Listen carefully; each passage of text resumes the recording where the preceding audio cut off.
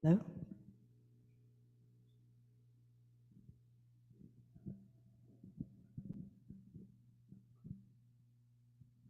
Okay, couple of quick announcements for those of us here in person as well as online. So welcome everybody, Zoom folks, YouTube folks, and all our in-person people here. So today's plan is we'll continue the weekend workshop, which is how to face death without fear. Last night we had a great conversation about that. And we'll go from 10 until 12 this morning. At 12, we'll break for lunch, and lunch will be provided by the center, so stick around. And we encourage you to stick around, kind of continue that the energy from the teaching, and have some discussion and things like that while you're here enjoying lunch together. And so that lunch will be from 12 to 1:30. So those of you on Zoom and at home, come back at 1:30 to join us. And then from 1:30 to 4, we'll continue the weekend workshop. And tomorrow it will continue. In the morning, though, we have our regular Sunday morning Dharma, but Venerable Robina will be teaching instead of Geshe-la.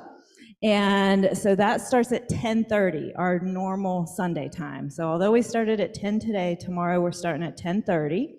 And then we'll break for lunch. Tomorrow lunch will not be provided by the center, so bring a bag lunch to enjoy here and continue that energy again from the teachings, and we'll just hang out together. And then we'll continue the workshop tomorrow, Sunday, from 1:30 to 4 again. All right, I think that's all the announcements I have. Donna, is there anything else you can think of?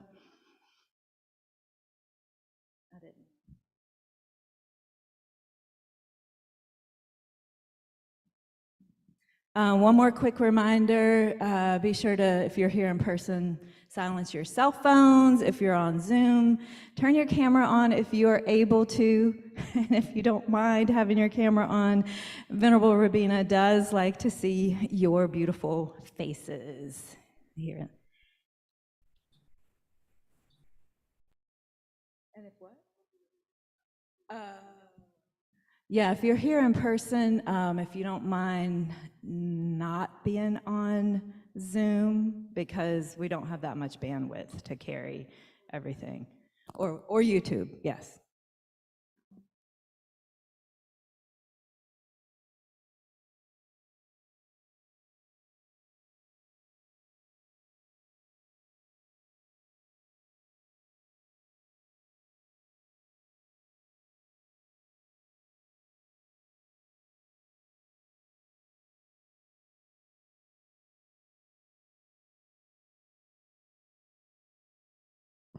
Venerable Robina is here.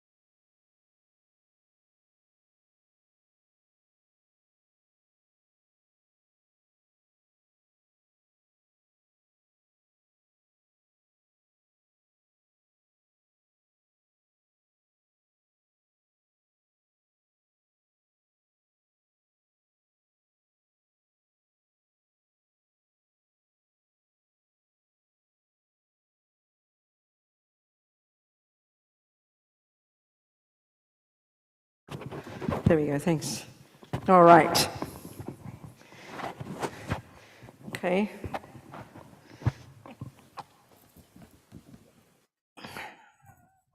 So, not joking, did anybody die last night that we know about? I mean, I'm sure people did die. People are dying every second, you know. So we think, given that we didn't, this is the conclusion, that we didn't die, so we don't take it for granted. This is the thing. Seeing something as self-existent means taking it for granted. So we don't take our life for granted. So let's think, we didn't die yet. This is a miracle that the gas tank isn't empty. It's a good analogy. Like if your meter doesn't work, you never know when the gas tank is going to run out, isn't it? So every time you turn the engine on and it goes, you go, wow, I can't believe it. The gas hasn't run out yet. That's how to think. So we tell ourselves that. This is amazing. Our virtuous, literally that is our virtuous non-killing karma. And we need to discuss karma today. Our virtuous non-killing karma, the accumulation of our virtuous non-killing karma hasn't run out yet. It's like that. And because we're not clairvoyant, we don't know how much is left in the tank. So we think this is the point, get this energy we must not waste today. So with that in mind, we're going to listen, think about, contemplate, learn how to die well, and so we can help others die well, which means to help others get another decent human rebirth. That's the real point. Death is just this inconvenient thing we have to go through to get there.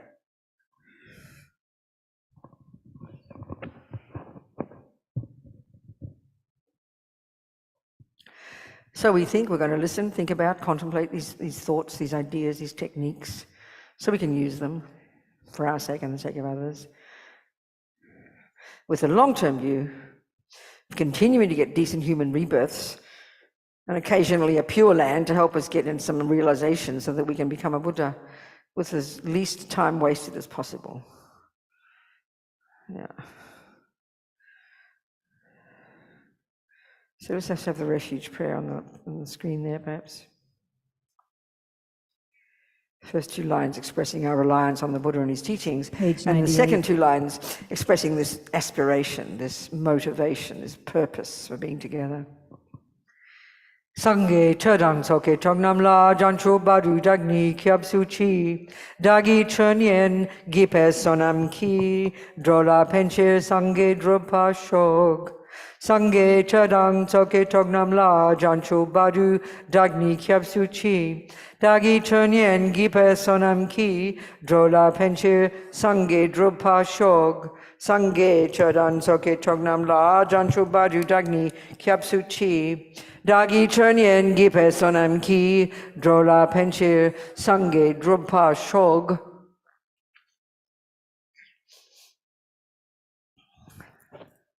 So the point of this entire discussion, the point behind the entire book of Rinpoche's, it's really precise, it's a really clear, simple point.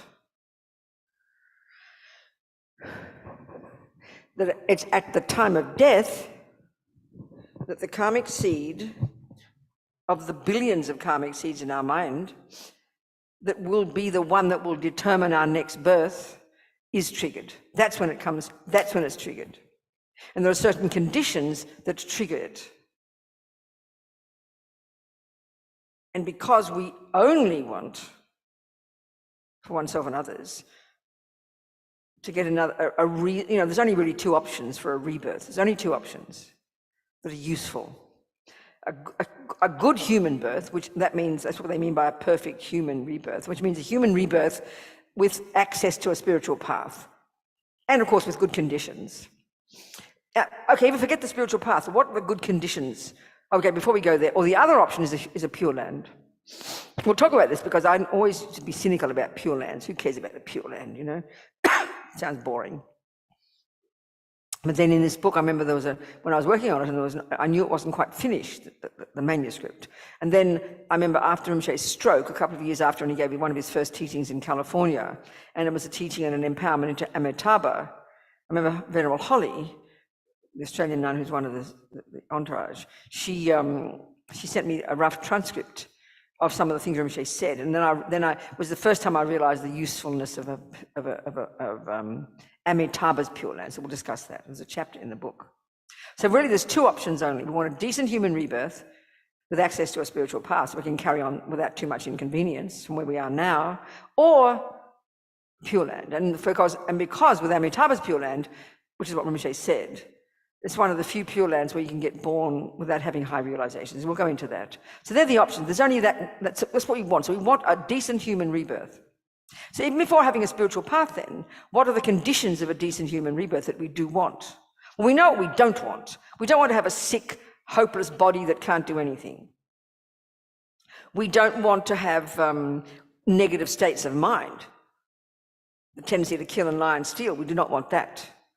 We do not want people to be mean and ugly to us. And we don't want an ugly environment that makes us sick all the time. So basically, there's 4 ways our karma ripens. And when we know these 4, when we know this at least about karma, this is the way we can really learn to make sure that we create all the right causes to not have to have a decent human body full of health and goodness, to have really good tendencies, to have people who are nice and kind to us, to have plenty of money in the bank so we have luxury of time to practice a spiritual path, and good resources and a really comfortable environment. This is logical. This is bare minimum that we need. This is bare minimum. So we have to then, if we want that, this is so practical. If you want that, you have to know what the causes are. If you want a house, you have to know what the causes are. If you want a garden, you have to know the causes. We understand the logic of this in our daily lives, but because we're not used to karma, even if we are Buddhists and we think about karma, we sort of still get nervous and worried about it. We don't think it's logical, We think it's kind of random. And we still think about it as punishment and reward. It's very deep in our bones to think like that. So the more we bring karma down to earth, this natural law for the Buddha, this natural law, and natural law is very powerful because if we take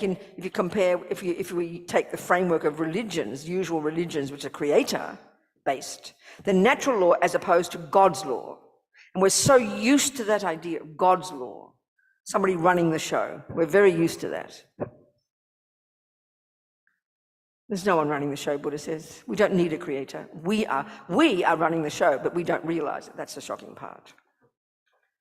That's the shocking part, So we have to realize that and then take control. Do the best we can to take control. So it's logical. If you know, and I want a perfect human rebirth, I want a perfect human rebirth. Be precise about it, please. What's that mean? Again, 4 ways our karma ripens. 1 is the kind of body you have. So we want a human one, that's clear. An ant body won't help. A dog body won't help. A hell being, a body made of fire won't help. A body made of air won't help. A body made of light in the God realms won't help. A human body is the best of the bad lot. And a healthy human body. So what's the cause of that? Well, that's called non-killing. That's called non-killing. Generally speaking, non-harming, proactive, intentional actions of non-harming are the cause of having all these decent conditions. So let's just use killing as one example. So not a conscious, intentional non-killing, which drops the seeds into the mind, but particularly practice in the framework of vows, which we'll talk about in a minute. This is fundamentally necessary. Non-killing karma is the seed we want to be triggered at the time of death, when we start the death process, about the time you stop breathing, before you stop breathing. That karmic seed, which in the 12 links, which is one of the systems that, kind of technical processes that are happening at that time, and Rinpoche talks about in his book, and we'll discuss it. It's about at the 3rd stage of the other technical process that occurs, the 8 stages, which is the Vajrayana, but the Sutra teachings is the 12 links, and these 2 processes are happening simultaneously. So at the time of death, when you're about the 3rd stage of the 8, when you start to lose the plot, but you still haven't lost the plot yet, and you're still vaguely conscious, but your ears are going, your eyes are going, the earth is stopping, the water element's stopping, the fire element's stopping. Around that point is the condition called the 8th link, the 9th link of intense grasping. As Rinpoche says, that the 12 links play out every second of the daily life, but they have a particular function at the time of death. So at the time of death, when this is starting to happen, this intense fear starts to arise. And that's because of the 8th link, which is craving, which is one level of attachment, which happens every second in daily life. But at the time of death, it kicks in very powerfully. And then the 9th one, even more powerful, this intense grasping, which is just a more intense level of attachment and craving. So that's what brings fear, because that craving is to the body, to this. This is me as far as we're concerned. This intense attachment. Primordially deep, more powerful than normal. It's automatically arising. Unbelievably powerful grasping to this. That's what brings fear, the horror of losing it, you know. So that grasping is going to happen no matter what. And that's what triggers the number 2 of the 12 links, which is the karmic seed. And we've got billions of karmic seeds. And what we want to be triggered is a virtuous one, in particular a non-killing one, to be precise. So that's triggered then. And then when that's triggered, even before you stop breathing, if it's a positive seed, it will be evident. You'll be observing the person. Like I said, one of my friends fell off the roof in Vajrapani Institute, and he fell off the roof and he died in his wife's arms, and she said he was radiant. He was blissful. I got the story I said yesterday about Steve Jobs. Blissful, radiant. That's the indication that a virtuous karmic seed of non-killing had been triggered, which is already programming the mind before you even stop breathing. And you're seeing your new life coming. That's the point, because your mind's getting more subtle. Whereas if you, like this other example I gave of this nun who works with the dying people in Queensland, up in Cairns in Australia, this man is horrific. He's like the horrific, she'd never seen anything like it. He's seeing the worst demons in the universe, total panic, hysterical with fear. Because a negative seed had been triggered, and you're seeing your suffering life coming.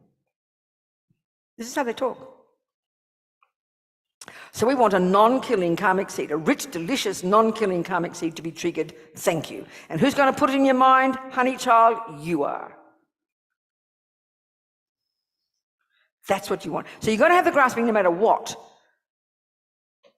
But you can still be, that's the role of the helper. When we know this process, and we know whether it's your dog or your grandmother, the same process occurs. That's why to have the most perfect conditions, conducive for them to be peaceful. Because when the mind is peaceful, or virtuous, even though the grasping is still going to kick in, your mind can be listening. If you're a Buddhist, you're listening to your teaching. A friend is saying mantras. You've got pictures around. You're practicing. You're doing your practice. So your mind is virtuous. And when the mind is virtuous, necessarily it is peaceful. And that is the condition that enables a virtuous karmic seed to be triggered. It's like technical. We have to learn this. So a non-killing karmic seed is what will get you, in our case, is what got us to our present mother's human womb. That was programmed in your mind before you even stopped breathing in the previous life. You created the cause to go to this particular mother. So the first of the 4 ways your karma has ripened is to get a human body, and that's due to non-killing. Now, actually, as Lama Zopa says, in fact, the life we have now, not just as human body, but the conditions we have, which are the other 3 ways that karma ripens, is because of not just not killing, but practicing it within the framework of vows of not killing.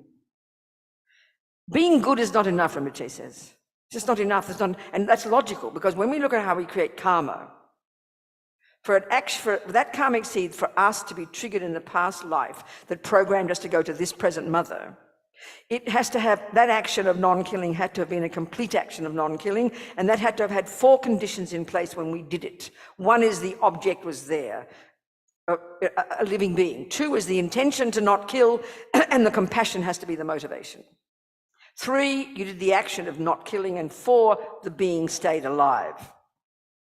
That's an action, a complete action of not killing. So we don't create that many of those. Think about this. The only time we're going to create one of those is when you meet a sentient being, a living sentient being, the cockroach, the mouse, the ex-husband, right? And you have an intention, I must not kill, and you have a compassionate motivation for it, and you consciously refrain from the killing, and the result is the being stays alive. That's not so often we have that. Look at us now. This is a really powerful point. Look at us now, sitting in this room. We're not killing anybody, right? But we're not thinking about not killing, are we? There's no thought. Therefore, there's no karma. We're just resting on our laurels sitting here now. It's a really important thing. You've got to have a proactive, intentional thought. The thought has to be there.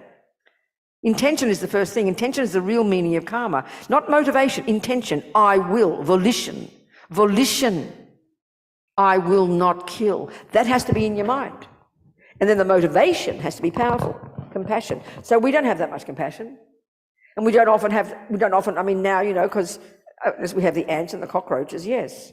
So then every time you have the thought, I must not kill, and you have compassion, you're creating karmas of non-killing. But how often is that? Like I was saying, sitting in this room now, we're not killing, but we're not thinking of not killing, therefore there's no karma of not killing being created. So we're not putting any non-killing karmic seeds in our bank vault. And we need bucket loads of delicious, rich, non-killing karmic seeds in order to have one be triggered at the time of our death. So how are we going to create them? By living in vows of not killing. They say in the teachings, you know, that Lord Buddha loves his vows. Vows are this psychologically very powerful because it's, you know, and vows even have this subtle physical energy that's visible to clairvoyance, they say. So what a vow is, this makes all the difference. Vows are so powerful. When you've decided you've taken refuge and you sit in front of that person, you're on your knee and you're repeating 3 times, from now until the time of my death, I will never kill. And then at the end of the day, you'd purify by vowing, continuing to vow not to kill. That's what keeps the non-killing karmic seeds in your mind so rich. And then as Lama Zopa says, vows are so powerful that without any motivation and without any intention, 24 hours a day that you're keeping them, you're ticking over virtuous karmic of non-killing and dropping seeds into your bank vault. So you can't survive without vows. You literally can't create enough virtuous karma without living in vows of non-killing, non-stealing, non-lying. They're not just abstract, passive, oh, I'm not killing. It's an intentional thing. And the karma of the intensity of the vows is such that even without intention, vows are powerful enough for you to be dropping karmic seeds of non-killing and the others 24 hours a day into your mind. So it's just logical.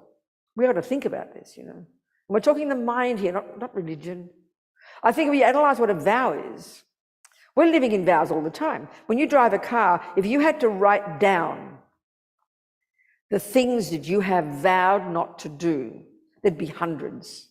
But you don't think of it as a vow, and you don't think someone's squashing you to not put the foot on the accelerator at the same time as the brake. Oh, I'm not allowed to do that. Who's telling me not to do that? It's common sense you don't do that, but you've integrated it. So you would never put your foot on the brake at the same time as the accelerator.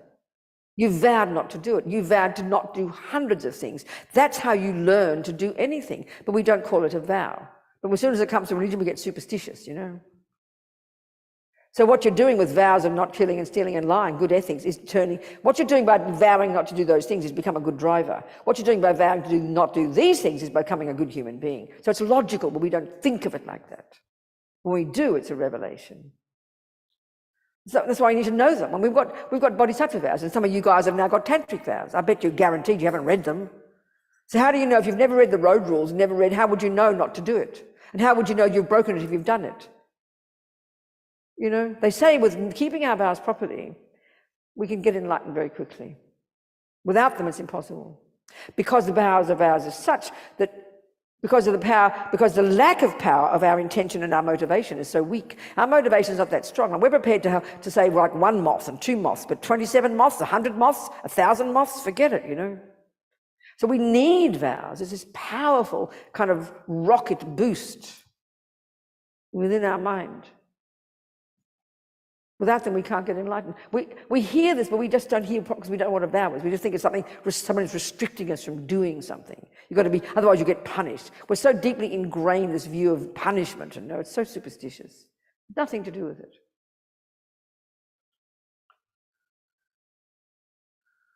We can't get ahead. Being good is not enough. Got to live in vows. So that's the main one, the main one. So living in vows, so particularly non-killing is the cause of getting a human body, a decent human body. So now, what about the next three ways that karma ripens? The next one, the most important, are the tendencies in our mind. So we want to wake up in next life with no thought to kill, no thought to steal, no thought to lie. We want to wake up in next life with no negative imprints. We want to have only the wish to not kill, not steal, not lie. How do you get that? Live in vows, babe. So simple. Look at the world. The 7 billion humans or something. I would say 99% kill something. Lie, steal. Look at us. Why? Because they haven't lived in vows. And this is the tragedy. Because like what happens, because you haven't lived in vows. So the example of that fisherman, I always use that example. There he is, he got a human body, this little boy. But because of his past tendency he'd been in the lower realms as a result of killing. He'd finished the main karma. And that finished. The main karma of having suffering rebirths had finished. Like a miracle, one of his virtuous karmic seeds was triggered and he got a human mummy. But because he hadn't vowed not to kill, steal, lie, etc., and hadn't purified every day those tendencies, he woke up with the residual result of killing, which is the tendency to kill. This is the most tragic. Because he starts killing again, uses human life to kill. And you go straight back to the lower realms. This is the logic, isn't it? It's so tragic. Not only that, the other second way, so the first one, you don't want a tendency to kill. So you have to live in vows not to kill. Second, you don't want to get killed, which is the second, within this life, the second of the three residual results. I like to call it that. The three residual results of actions is the tendency to do it, having it done to you, or having an environmental result. So the tendency from killing, the tendency is to keep killing, which is the worst. The second is you will get killed or die young. Now look at the world. The vast majority of humans kill something. Even most religions suggest it's okay to kill some beings. With respect. It's a fact. Look at the number of beings who get killed. You know, babies die, fetuses die. I think if you did your research, you'd probably discover that more beings who won the lottery, if you like, of getting a human mummy, and then got killed before they got born. I always think about the abortion I had when I was 23, you know.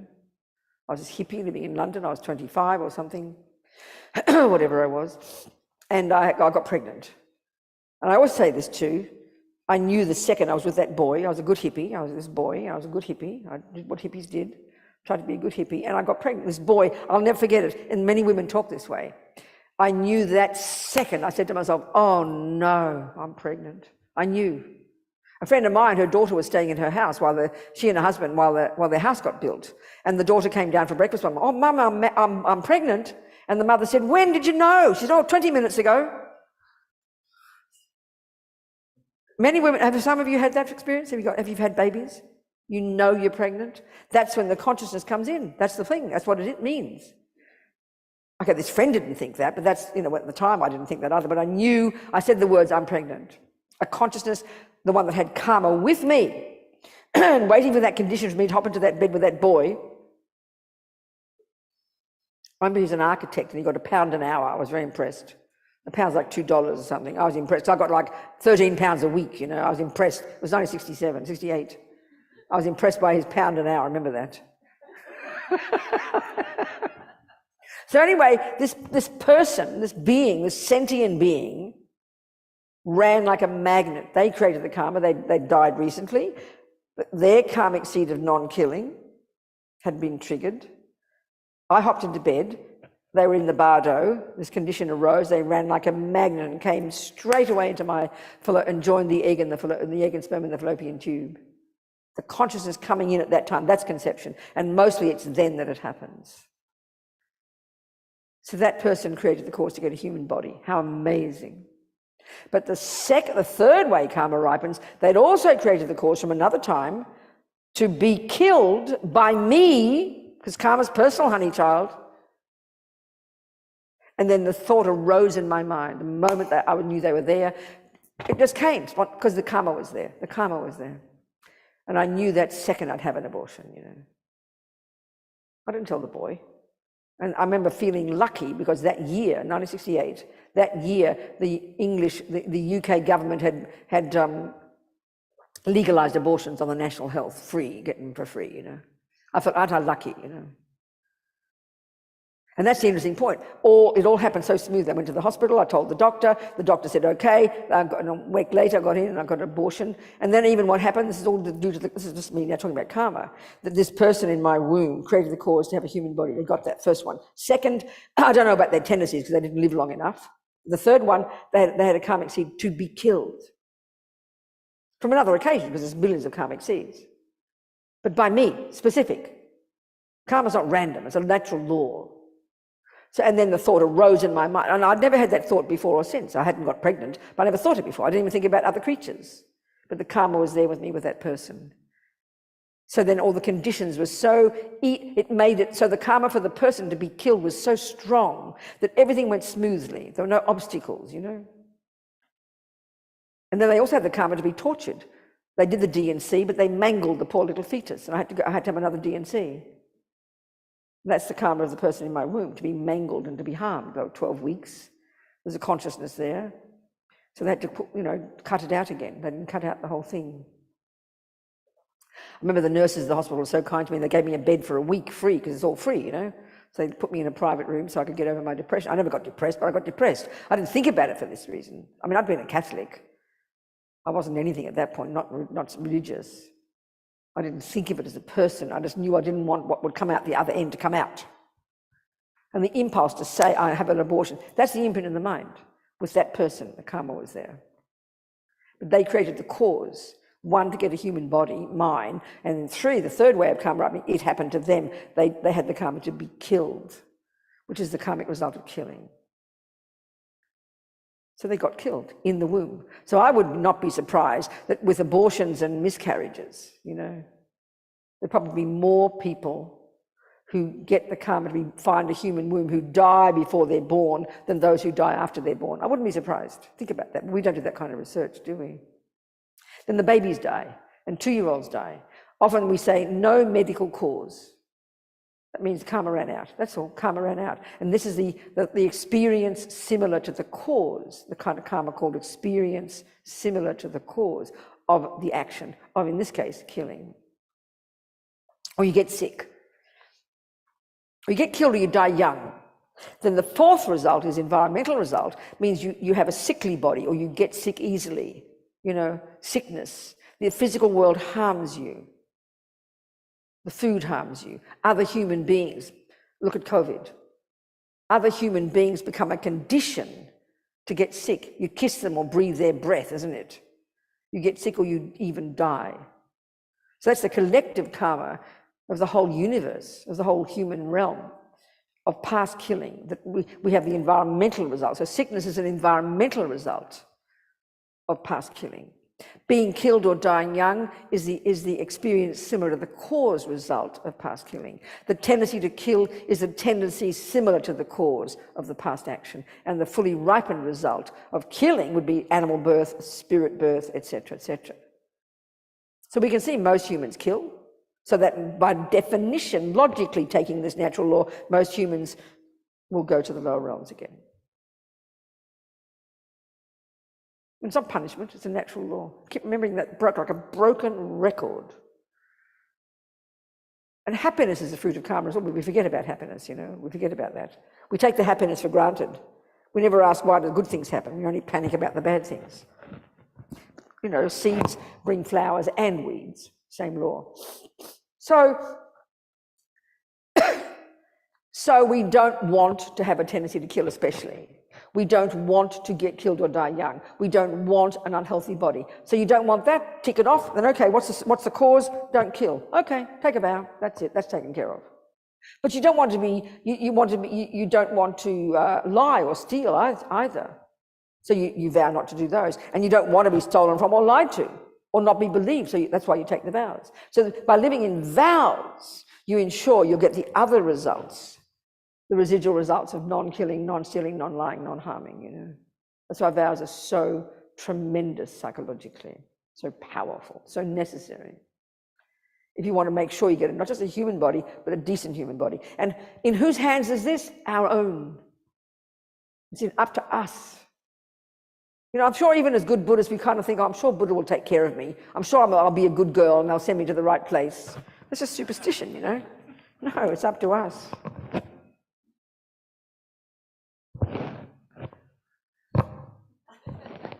Okay. So, okay. So if we want to, so there's two, what we're describing then is two ways of getting ready for death.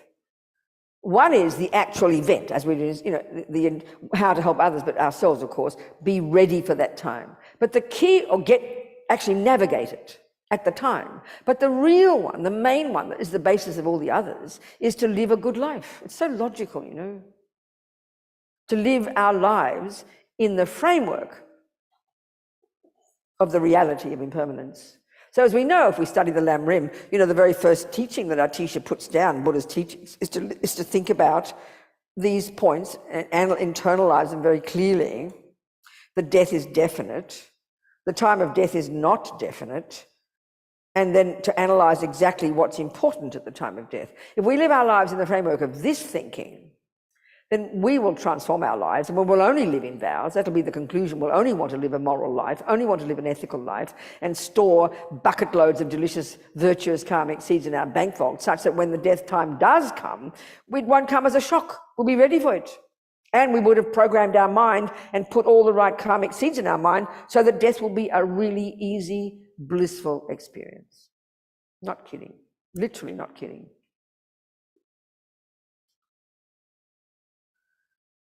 So in other words, you know, we tend to think about preparing for death. We think about the coffin. We think about the will. We keep thinking about the death event, which is good. You've got to be thinking of that. But that's a bit like thinking, but never thinking what you do now. It's a bit like thinking you've got your driving test in a month. So you keep assessing what dress you'll wear at the driving test. And as long as the car's got the right things and the cushion at the back of your seat, and, you know, you're worrying about the event. No, the way to be ready for your driving test is start driving the car now. Then it'll be easy. Same with death. Live life within the reality of permanence.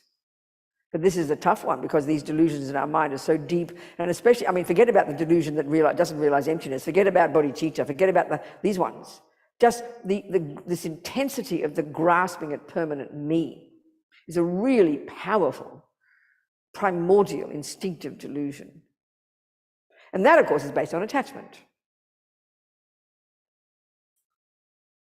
So that means we have to understand how this grasping at permanence functions.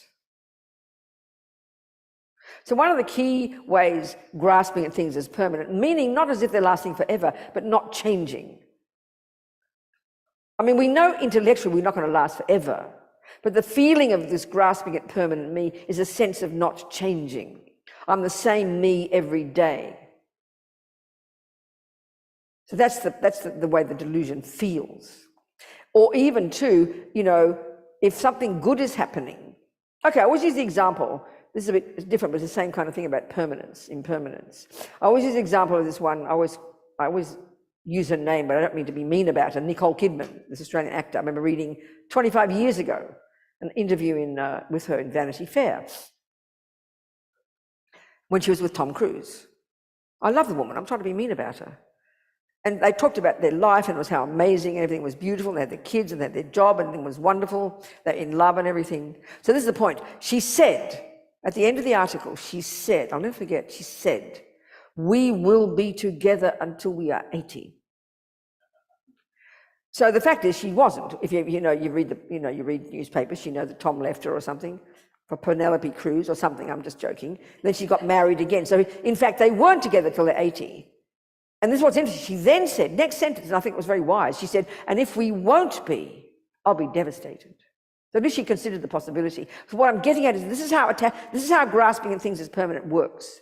So because everything was lovely, which means because attachment was getting what it wanted. So as we all know, if we're trying to be Buddhist, attachment, this emotional hunger that only wants nice things, that can't cope with problems, is so underlying everything. It's completely primordial. And we're desperate also to get good things. So when good things happen, which is what we call happiness, and they had that, what we then, because we can't bear the thought that it will change, can we? We can't bear the thought that happiness won't last. So what we do is impose this other lie on top of it, that it will last forever. So actually, she said, we will be together until we're 80. So what that means is it's illogical, because we know very well you don't know that's true. But because it feels good, this is my point I'm getting at, because it feels good now, we assume that will last forever. That's just not rational. So it's like being young and healthy and beautiful. That's the hubris of youth, isn't it? You know, when you're younger, and you look at a group of people called old people, it's like they're born like that. It's like a special sect, isn't it? It's like a special country where these weird people exist, you know. I mean, it really is like that, isn't it? That's the grasping at things as permanent. You don't see the evolution from youth to old age. And we know when we start to go through it and notice it, it's horrifying. Because we've got this, it's constantly shouting in the face of this belief that when you're young and healthy, it's hubris. That's the grasping at permanence. When you're young and smooth and no double chins and no wrinkles and I'm young, you know. And then we resist the change. We can't bear the change because attachment doesn't like ugly. Attachment only wants pretty. So all these lies our mind tells, and we are telling them, so we've got to argue with them.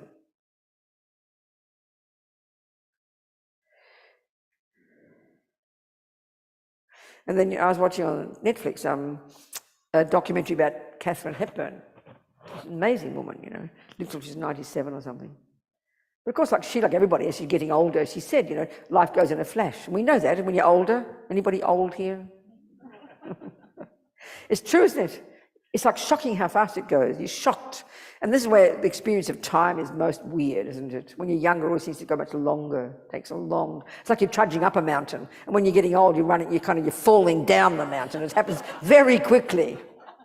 It's very fascinating, isn't it? Actually, 3 of my friends recently with Lama Zopa, these lamas never tell you what they see. I mean, they've got total clairvoyance. I mean, this is how they talk in Buddhism, is like total. See countless lives in the past. And he told 3 of them. They were sitting there, they were the nuns that help him.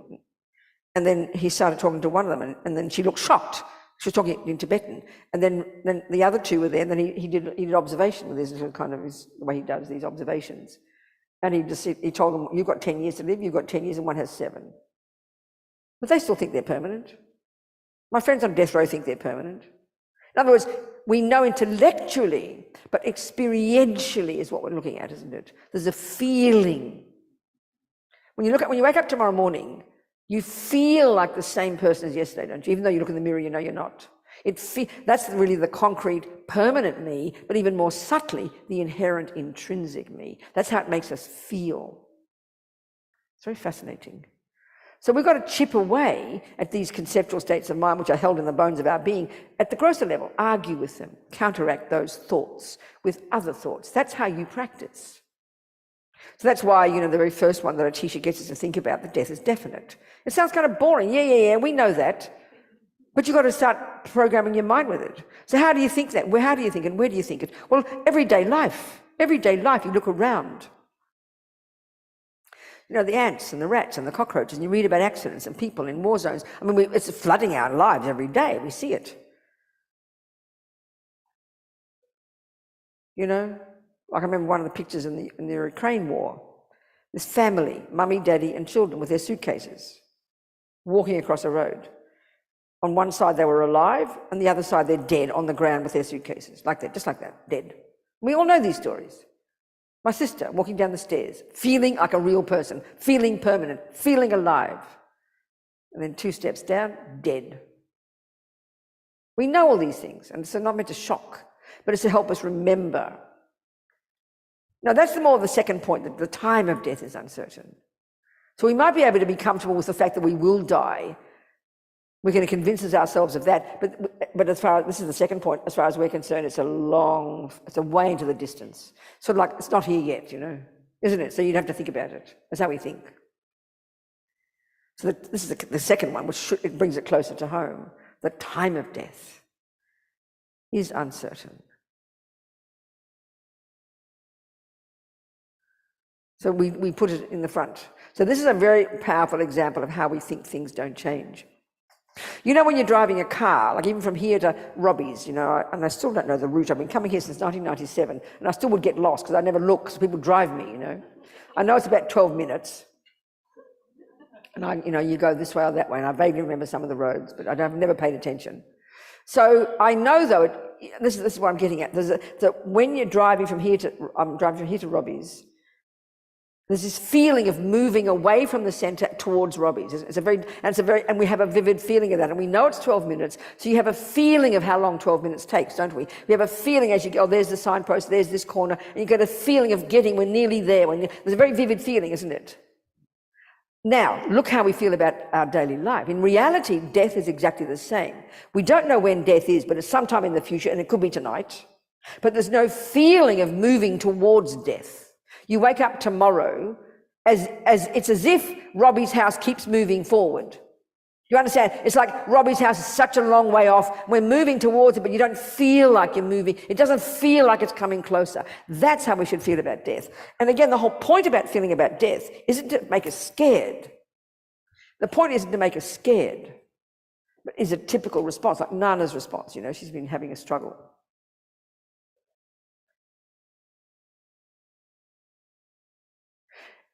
The point is to use it as a wake-up call. That's the point. We have to consciously make that happen, to use it as a wake-up call, to energize us to not want to waste this precious life. That's why, we know from Atisha's presentation of these different points, the very first thing to think about, before we even think about impermanence and death, is to think this life is so precious. And that we sort of think sounds like Pollyanna sometimes, you know? Life seems like a drag.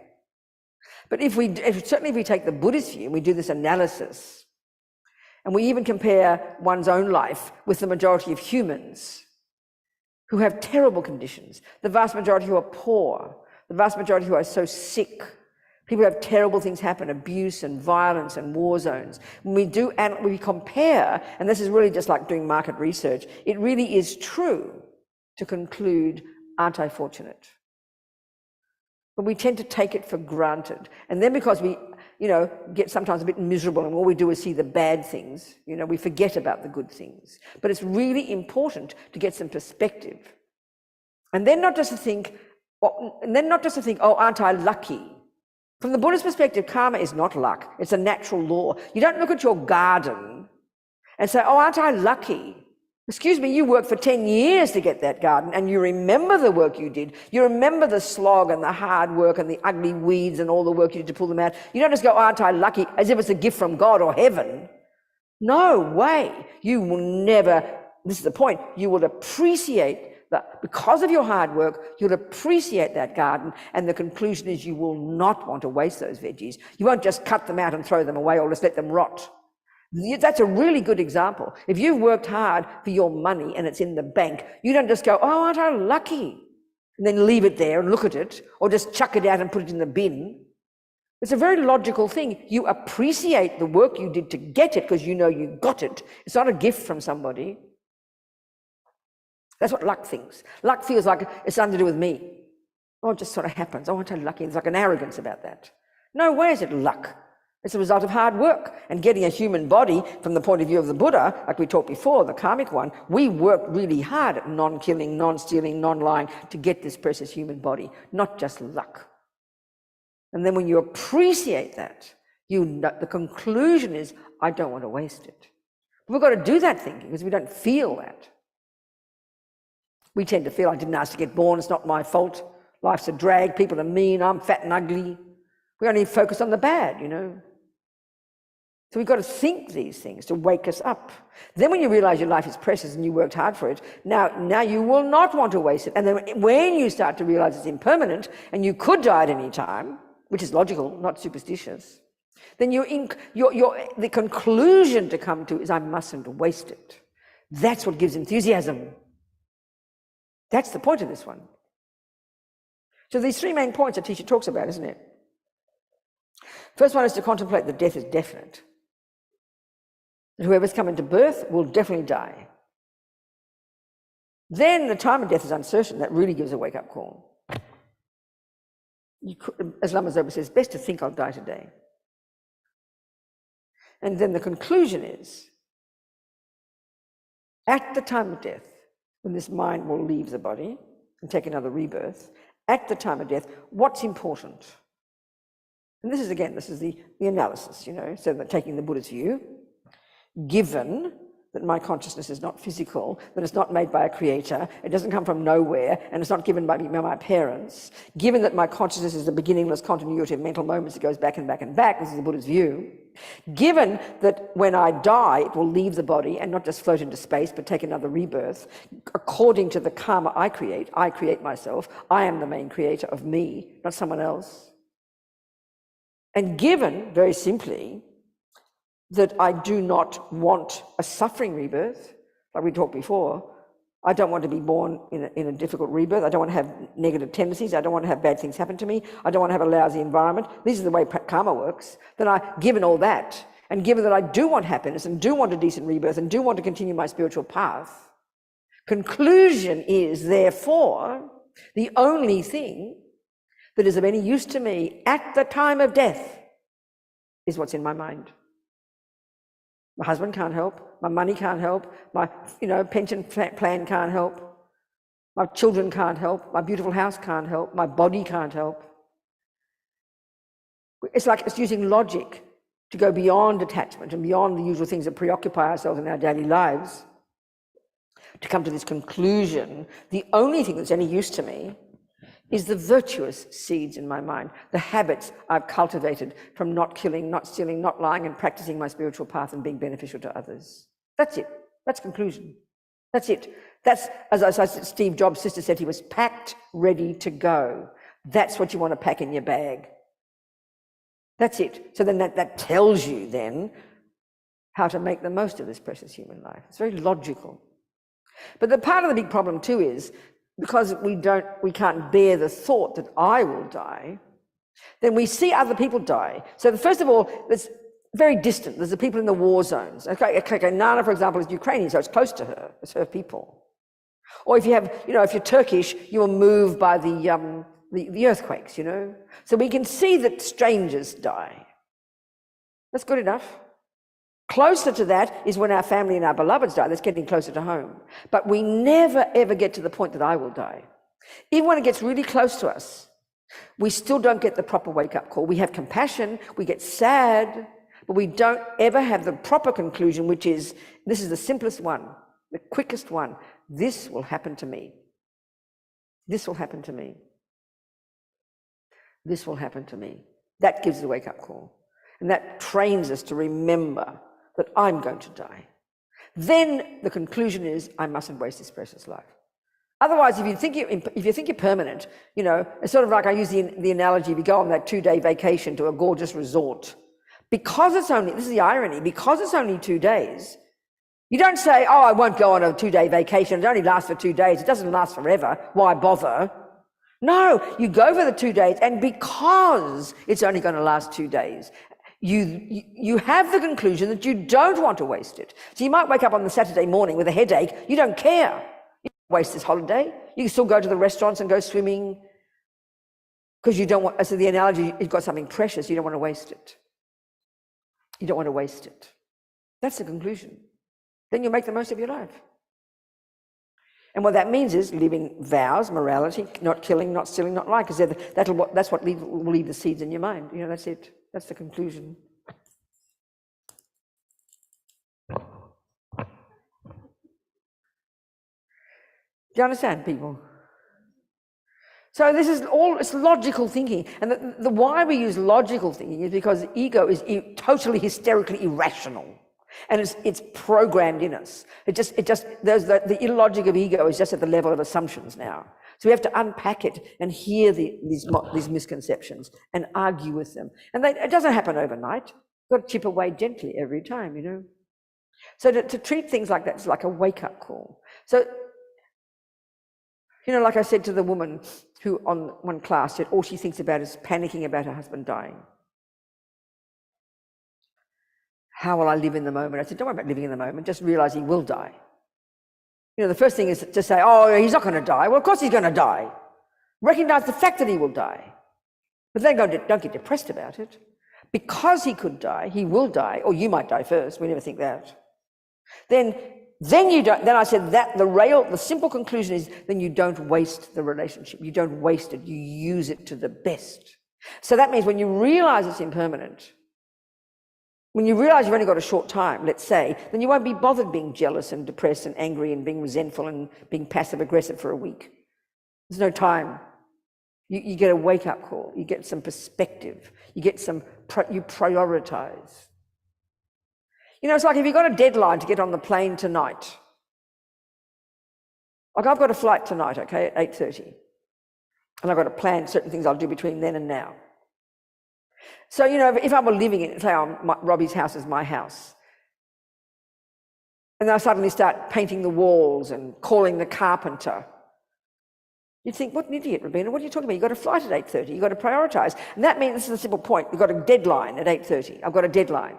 That means everything I do between now and then has to get me to the airport in time for the flight. That means you don't do the unnecessary things. You'll leave the dishes if you haven't got time to wash them. You won't, you know, I won't start having an argument with the next door neighbour and call a lawyer to sue them when I'm going to be leaving in 2 hours. You get my point? You prioritise. And that means everything you do will get you to that. So the same with death. So you wouldn't waste your time getting angry and depressed and suing people and being upset and not talking to your sister for a week and thinking about everything. You have this sense of alertness, sense of prioritizing. What is useful to me at death? What do I need in my bag? Packed, ready to go? I need virtue and goodness and clarity and blah, blah, blah. It's not complicated. It's not moralistic. It's practical. If you take the view of karma, which is this, as for the Buddha, who doesn't assert a creator, it's this natural law that runs the universe. It's a natural law. We've got to keep saying those words to us, who come from the religious view of not natural law, but God's law. There's no equivalent in Buddhism. It's natural law. That actions that you do in your mind, with your body and your speech, will imprint in your mind those tendencies, which will then bring those results. It's very logical. Not punishment, not reward. In Buddhism, there's no punisher, there's no rewarder.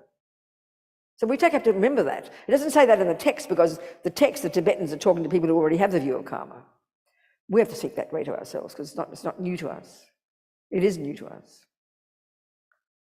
So this is the thinking we should do if we're taking the Buddhist view of how to live our life to prepare for that event. Then it won't be fearful. You know, if you think like it's your driving test, if you keep preparing for your driving test by visualising what you look like that day and putting the right clothes on, no, you're not being ready for the driving test. How to be ready for your driving test is to drive the car now. So how to be ready for death is to be realising death now and then change the way you live your life, because you only want positive imprints in your mind. That's the point. Excuse me. So any questions about all that first? Any questions? Anybody on the Zoom has questions? Yes, please talk to me.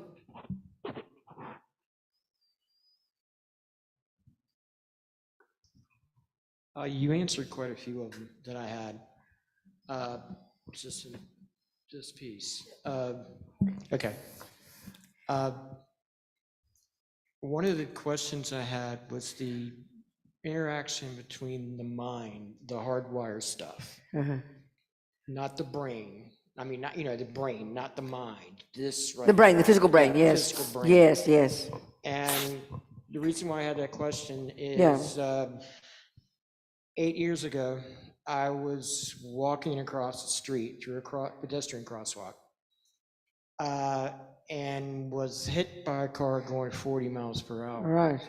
Crushed the whole left side of my body. Right. I woke up in the middle of the road, somehow flipped myself over because I thought I'd tripped. And when I did, it just hit me like a wave of chaos, panic, pain, cold, just everything. It was overwhelming. Right. So then? But I heard a voice, which was my voice, and it was coming from here, right here. And it was like, not like a separate voice, but it's like, the voice you have in your head. So it was my thoughts. And it started telling me just to relax, let go. It's going to be okay. You're going to be fine. You're going to a good place. Your family's going to be taken care of. Oh, you mean the assumption was you were dying? I was dying. I see, okay. So I'm dying, and I realize I'm dying. Okay. I'm hearing basically the voice of death telling me to just relax and go. I understand, exactly. So then? And let go. Yep. And just everything's fine and going to be taken care of. Good, that's very good. And then I heard another voice, which I hear since then every so often, because my psychiatrist said I had what's called disassociation, which is in that bit of trauma, your thoughts. Okay, what was the other voice saying? And the other voice was, no, hell no. Do not listen to that voice. Do you understand? That voice is death. And we're not going to let ourselves die. Do you understand? We're not going to let ourselves die.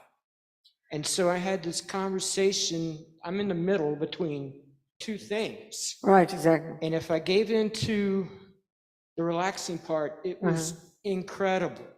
It was, the pain went away. I understand I that. felt warm. Yes, exactly. The chaos goes away. Yes, exactly. Everything goes away. But I would have to pull myself out of that into the present, which was painful and cold and chaotic and just horrible, because that was life. I understand. So then? And so question I had was, it took me, I think, years to figure out that the voice that was telling me to fight, which kept me alive, was actually the brain, the physical part of me. I see. Did not want to die. I see. So it's that kind of that attachment you were talking about. I see. It's attached okay, to I hear you. Yeah, I hear you. Well, so that wouldn't be the Buddhist analysis. I'll just give you the Buddhist analysis. All I can do is do the Buddhist analysis for you, because I don't know any others. The mind is not physical. So whatever it is, either like we were discussing yesterday, there was another being, a spirit, literally another being who's possessing you, and that can be a possibility, but that doesn't sound like that to me. It's just another part of your mind. So there's one part of your mind, because you see, the fact is, okay, also this, whatever arises in our mind, this is the point from the Buddhist view. If you think of your consciousness as a river of mental moments that goes back and back and back, before this life, before that life, before, and everything you've ever said and done and thought is programmed in that mind. So whatever pops up in our mind is what we've put into it. Whatever we access, whether it's the most heavy-duty negative thoughts, wanting to rape a person, or the blissful thoughts, whatever they are, they're in there, and at certain conditions, those thoughts pop up, or we can train them either way. So there were these thoughts in you, which were peaceful, patient, kind thoughts, which is in your mind, that you put them there at some point. And then this other part, which is the truth, that, you see, what's happening there, you were dying. You could say that you were dying, but virtuous karma seemed to have been triggered because you were very peaceful. And that's an experience of people who die very peacefully. And it's, in fact, radiant. Steve Jobs, were you hear I said the story about Steve Jobs? Were you hear that yesterday? Yeah. Okay, you heard. He was blissful. My friend who died in his wife's arms, he was blissful. Because, in fact, a virtuous karmic seed had been triggered at that point, and your mind is very peaceful. So then you're suggesting that if you'd followed that, you would have died. And then you're suggesting the negative, ugly thoughts came, which kept you alive. I'm wondering if that's true or not, I don't know. But they can also be they're the negative thoughts, the attachment thoughts, the grasping thoughts, the fearful thoughts. They're all in your mind, and they're sort of like but that's how we are every day. You can have two parts of yourself shouting. The good thoughts, forgive your sister. The other one, don't you dare forgive her. We can have that. We can have these many thoughts in our mind all at once. So it does seem like you're moving towards death, and some virtuous karma had been triggered, and it was peaceful. But I'm wondering if really it was the negative ones, the so-called, kept you alive. The Buddhists would see you didn't have all the conditions for karma to ripen, to die. Because no matter what thoughts you had, you still could have had the karma to die, and your heart would have stopped, you would have been dead. But you didn't, you weren't. So that's just because you also had the karma not to die. All the conditions that would ripen as death hadn't come yet. So that would be the way to say it. Are you seeing what I'm saying? Yeah. But it's not in your brain. No, the brain, the only way to say it for me is that the brain, is a physical indicator of what's going on in your consciousness. It's sort of like, it's like a board with buttons. You see, by seeing what's in the brain, it's telling you what's in the mind, but only at a gross level, not at a subtle level. So it can't be your brain thinking things. That wouldn't be the way the Buddhists would put it. Whatever's happening in your brain at that point, you had both positive thoughts and negative ones. But I would suggest why you didn't die isn't because of your negative thoughts. It's because all the conditions, like the girl who fell out of the helicopter, even though that was catastrophic, you were there for that story too, remember? She still didn't die, so the karma wasn't all there.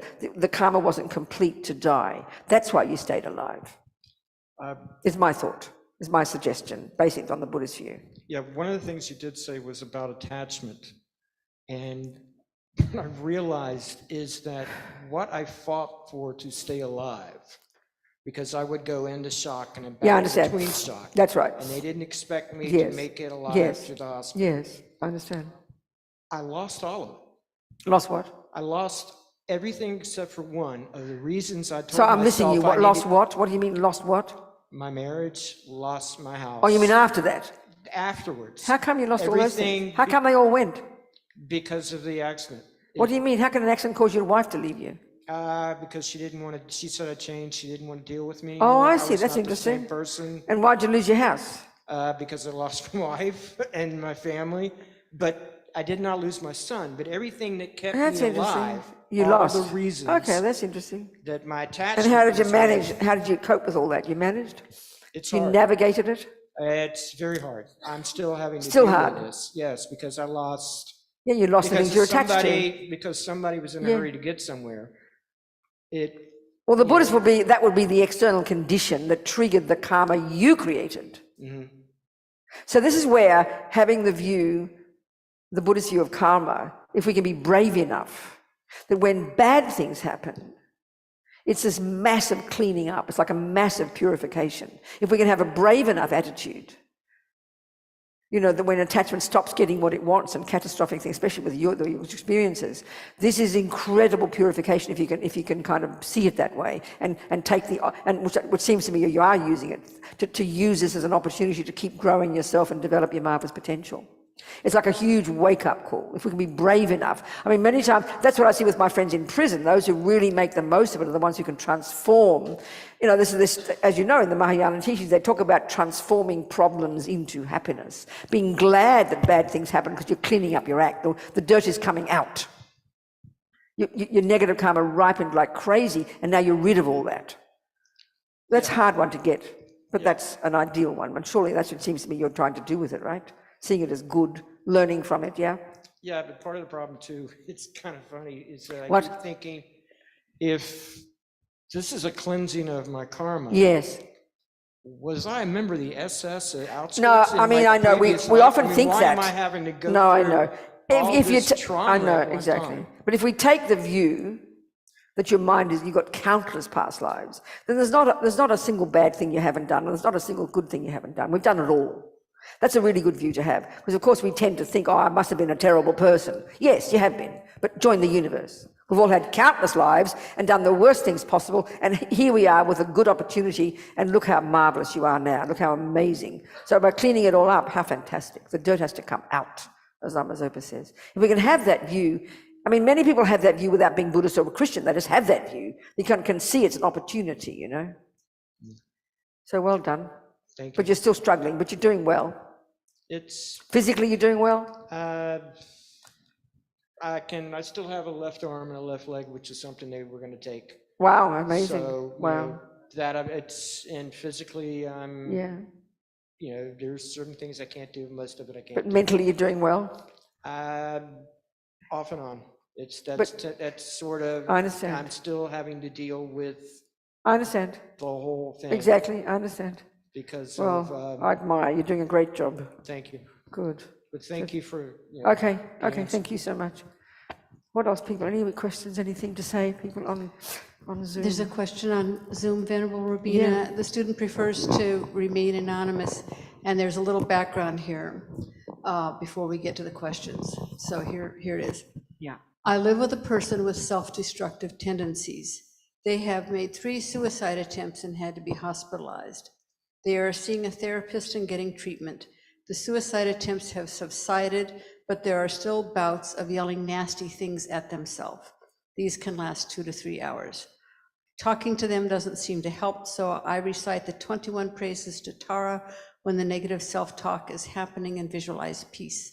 I also do this in the morning and evening when things are going okay. I have done purification practices in Tonglen. I have the idea that if I purify my karma of living in this situation, then the situation will go away. The karmic cause might be eradicated. They are doing better, but not really well. This has been going on since 2016. 2 questions. 1, what can I do for this person who is devoutly atheist?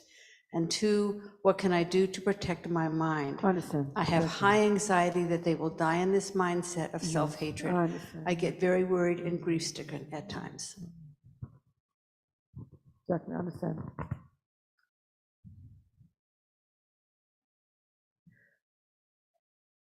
So if we take the view of karma, which is natural law of cause and effect, each individual person is experiencing the fruits of their individual karma. So there's this one person talking who's got a relationship with this other person. So if you look at each person separately, the person who's talking, the way their karma is ripening is to have a relationship with a person who's deeply suffering, to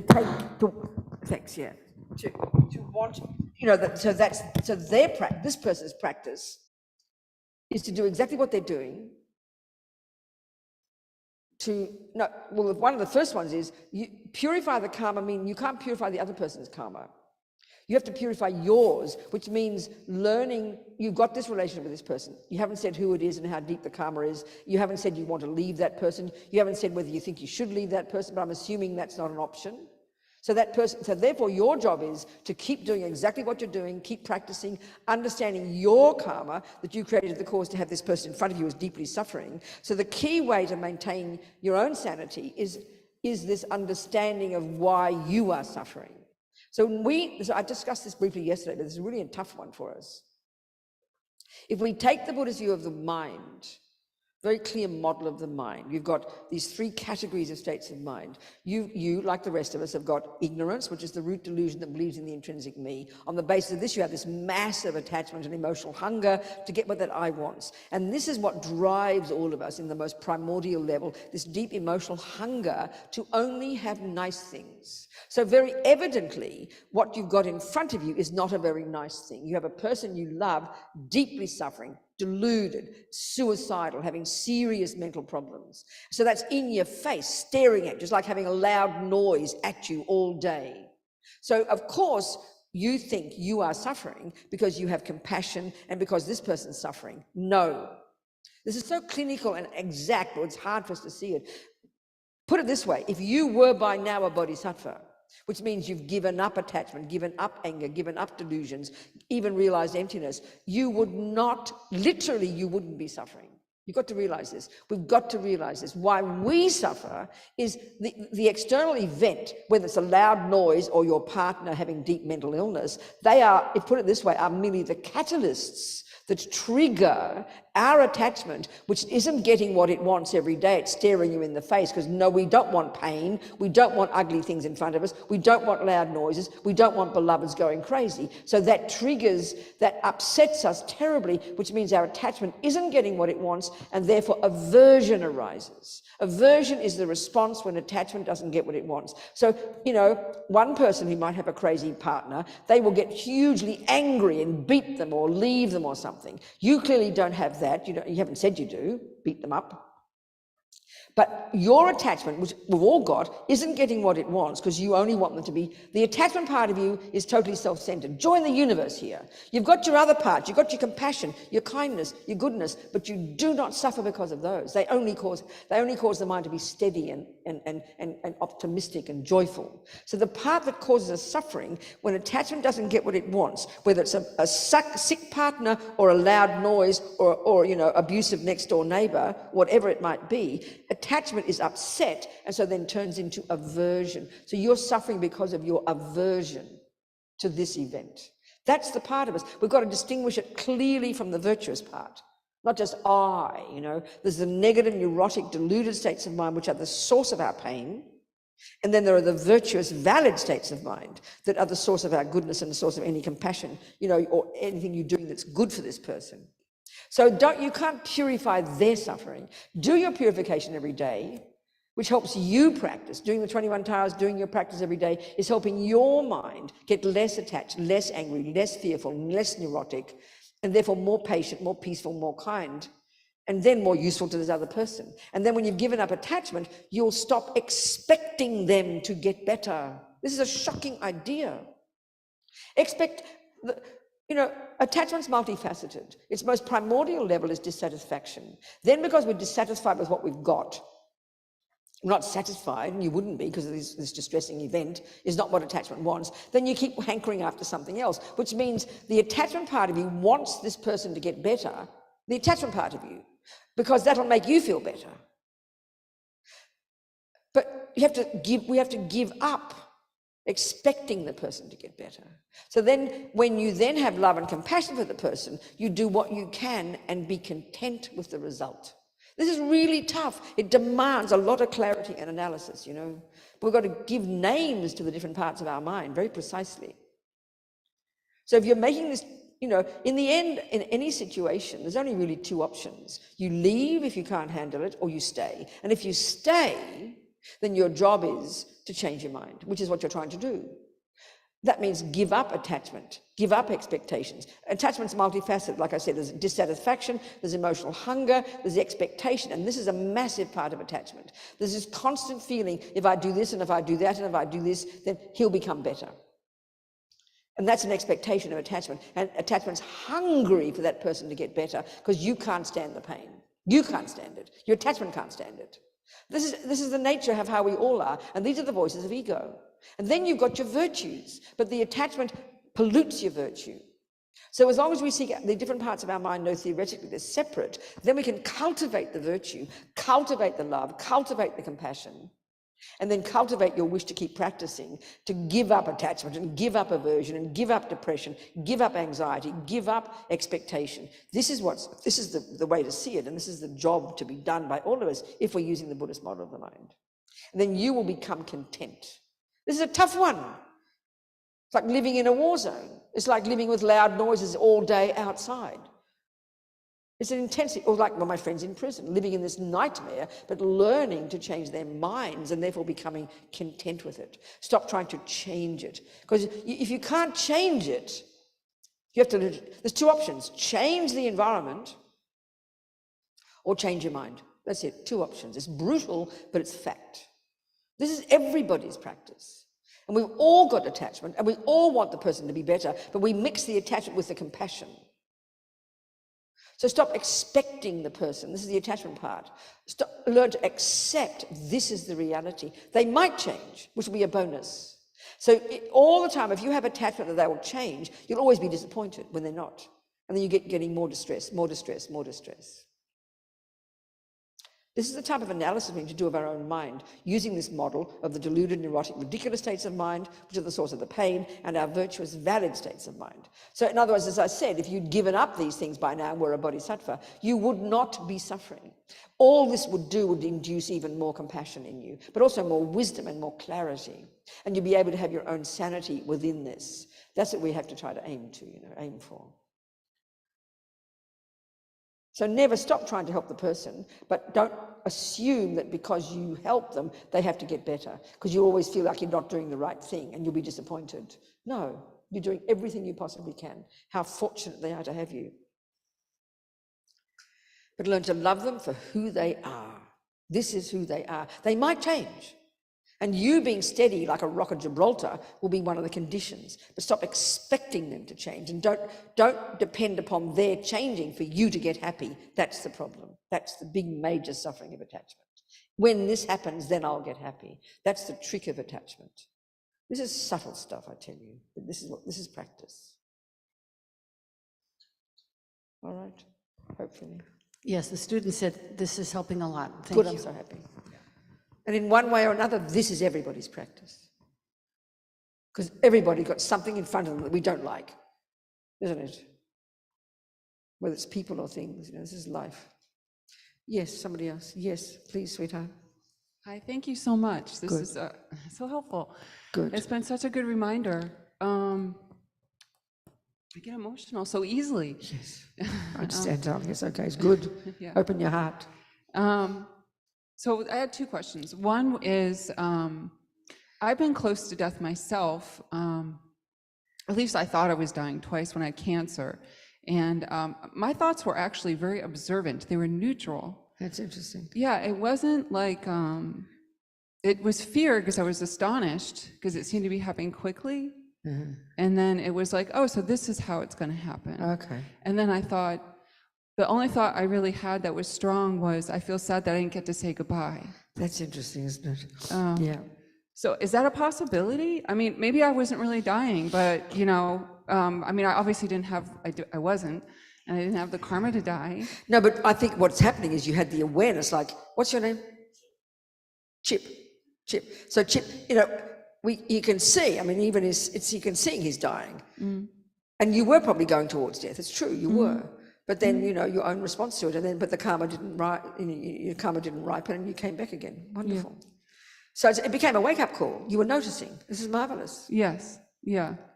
So what have you learned from that? You make the most of your life now. You try to make the most. I wake up. I mean, before that, I'm personally in recovery. So one of the things that I did notice after some time was that life was really precious, and that's actually how I got onto this path. Okay. I mean, it's karmically. I used to always say, I don't know how it happened. It was an accident, but it was obviously karmically that I did. Yes.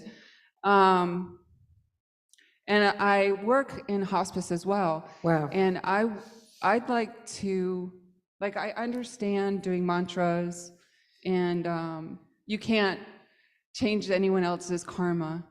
But specifically, I have a strong attachment to my mom. Yes. And I spoke the other night, and she has, you know, Alzheimer's, and yes. And what you just said was so helpful. So thank you. No, that's really. Then we can be steady. And then the thing is, we can't change another person's karma, but what helping a person means is enabling other conditions to ripen that would be conducive for them to change. So she's petrified of death. Oh, and so she talks to me about it. She's like, "You're the only person I can talk to about it," and I'm petrified. Of course. And I, in my own belief system, I know that her belief system is that she thinks there's a, you know, is Catholicism, right? So she has a heaven and hell. Oh, does she have faith in God? She does. Well, this is incredibly important for her, that you should encourage that in her. Well, I do. So that's just it. So I don't want to lie to her, but I don't want to impose my own right. But this is the thing. In Lama Zopa's book, there's many different chapters of the kinds of ways we can help. So one lot is different prayers to say, different mantras, different purifications, but different things to talk about. Right. So, you know, if your mummy has faith in God, you know, you don't go on about, oh, mummy, you should think of God. You should sort of like, mummy, you know, I've been thinking about God, and God loves us all, and I think heaven must be amazing. And I'm really looking forward to going to heaven. You say all those things. Oh, I do. Well, that's the most precious. I do. I tell her that it's like, I had a client once that said it was like a parade the day before he passed. He was petrified. And that night he went to sleep, he had a dream. And there was this parade, and it was all the people who had passed, his animals, everything that were welcoming him. You know, welcome, Steve, welcome. And I said, Mom, I think that's just like that. There you go. You know, so that's the way. So use that's why Lama Zopa is going to know the person how they think. So as a communist, you can't talk about God or karma. And even as a Christian, you don't talk about karma. So you've got to know what she feels, and then use that and talk about, not you should think this, but you think it, I think this. And then put the things, remind her that God is there taking care of her, loving her every second. Lama Zopa says this is a very powerful way to use attachment. Because attachment is this wants to hold on to something, whatever it might be. So give them something good to hold on to, because one of the functions of attachment is to hold on to what we've got, and at death you cannot. So what you do is you look forward to something. That's a very powerful thing. Look forward to something so she can relax and let go of this and look forward. That's a good way to help people. So if you're a Buddhist, you look forward to a good human life. If you believe in God, you look forward to heaven. It can relax your mind. Just keep talking this way to her. and love her and praise her. That's one thing you can do to anybody. We don't tend to think of our good qualities. We're always obsessed with our negativity. Praise her, love her, tell her what a marvelous person she is. Non-stop, flood her with delightful words. I promise this is like nectar on our hearts. I will. Thank you. Thank her for her goodness. And even if she should have been a shitty mother, I don't care. Yeah. You understand? You understand? I understand. Yes. And can I say one more thing? Yeah, please. I want to say thank you so much, because I've been, in my mind, I've been wanting to stop eating meat. And so every single day, I mean, the day doesn't pass where I've eliminated certain things, but there's one more thing I haven't eliminated. So every single day I think to myself, you know, written it down, look at this. I want to stop eating meat. And I visualize, you know, the one thing, the chicken. That's Yes. And I think the poor little chicken, or, you know, and that's the one thing I still am eating, but I'll visualize the cow and the pig, and I won't eat the cow and the pig. For some reason, the chicken karmically is. I know.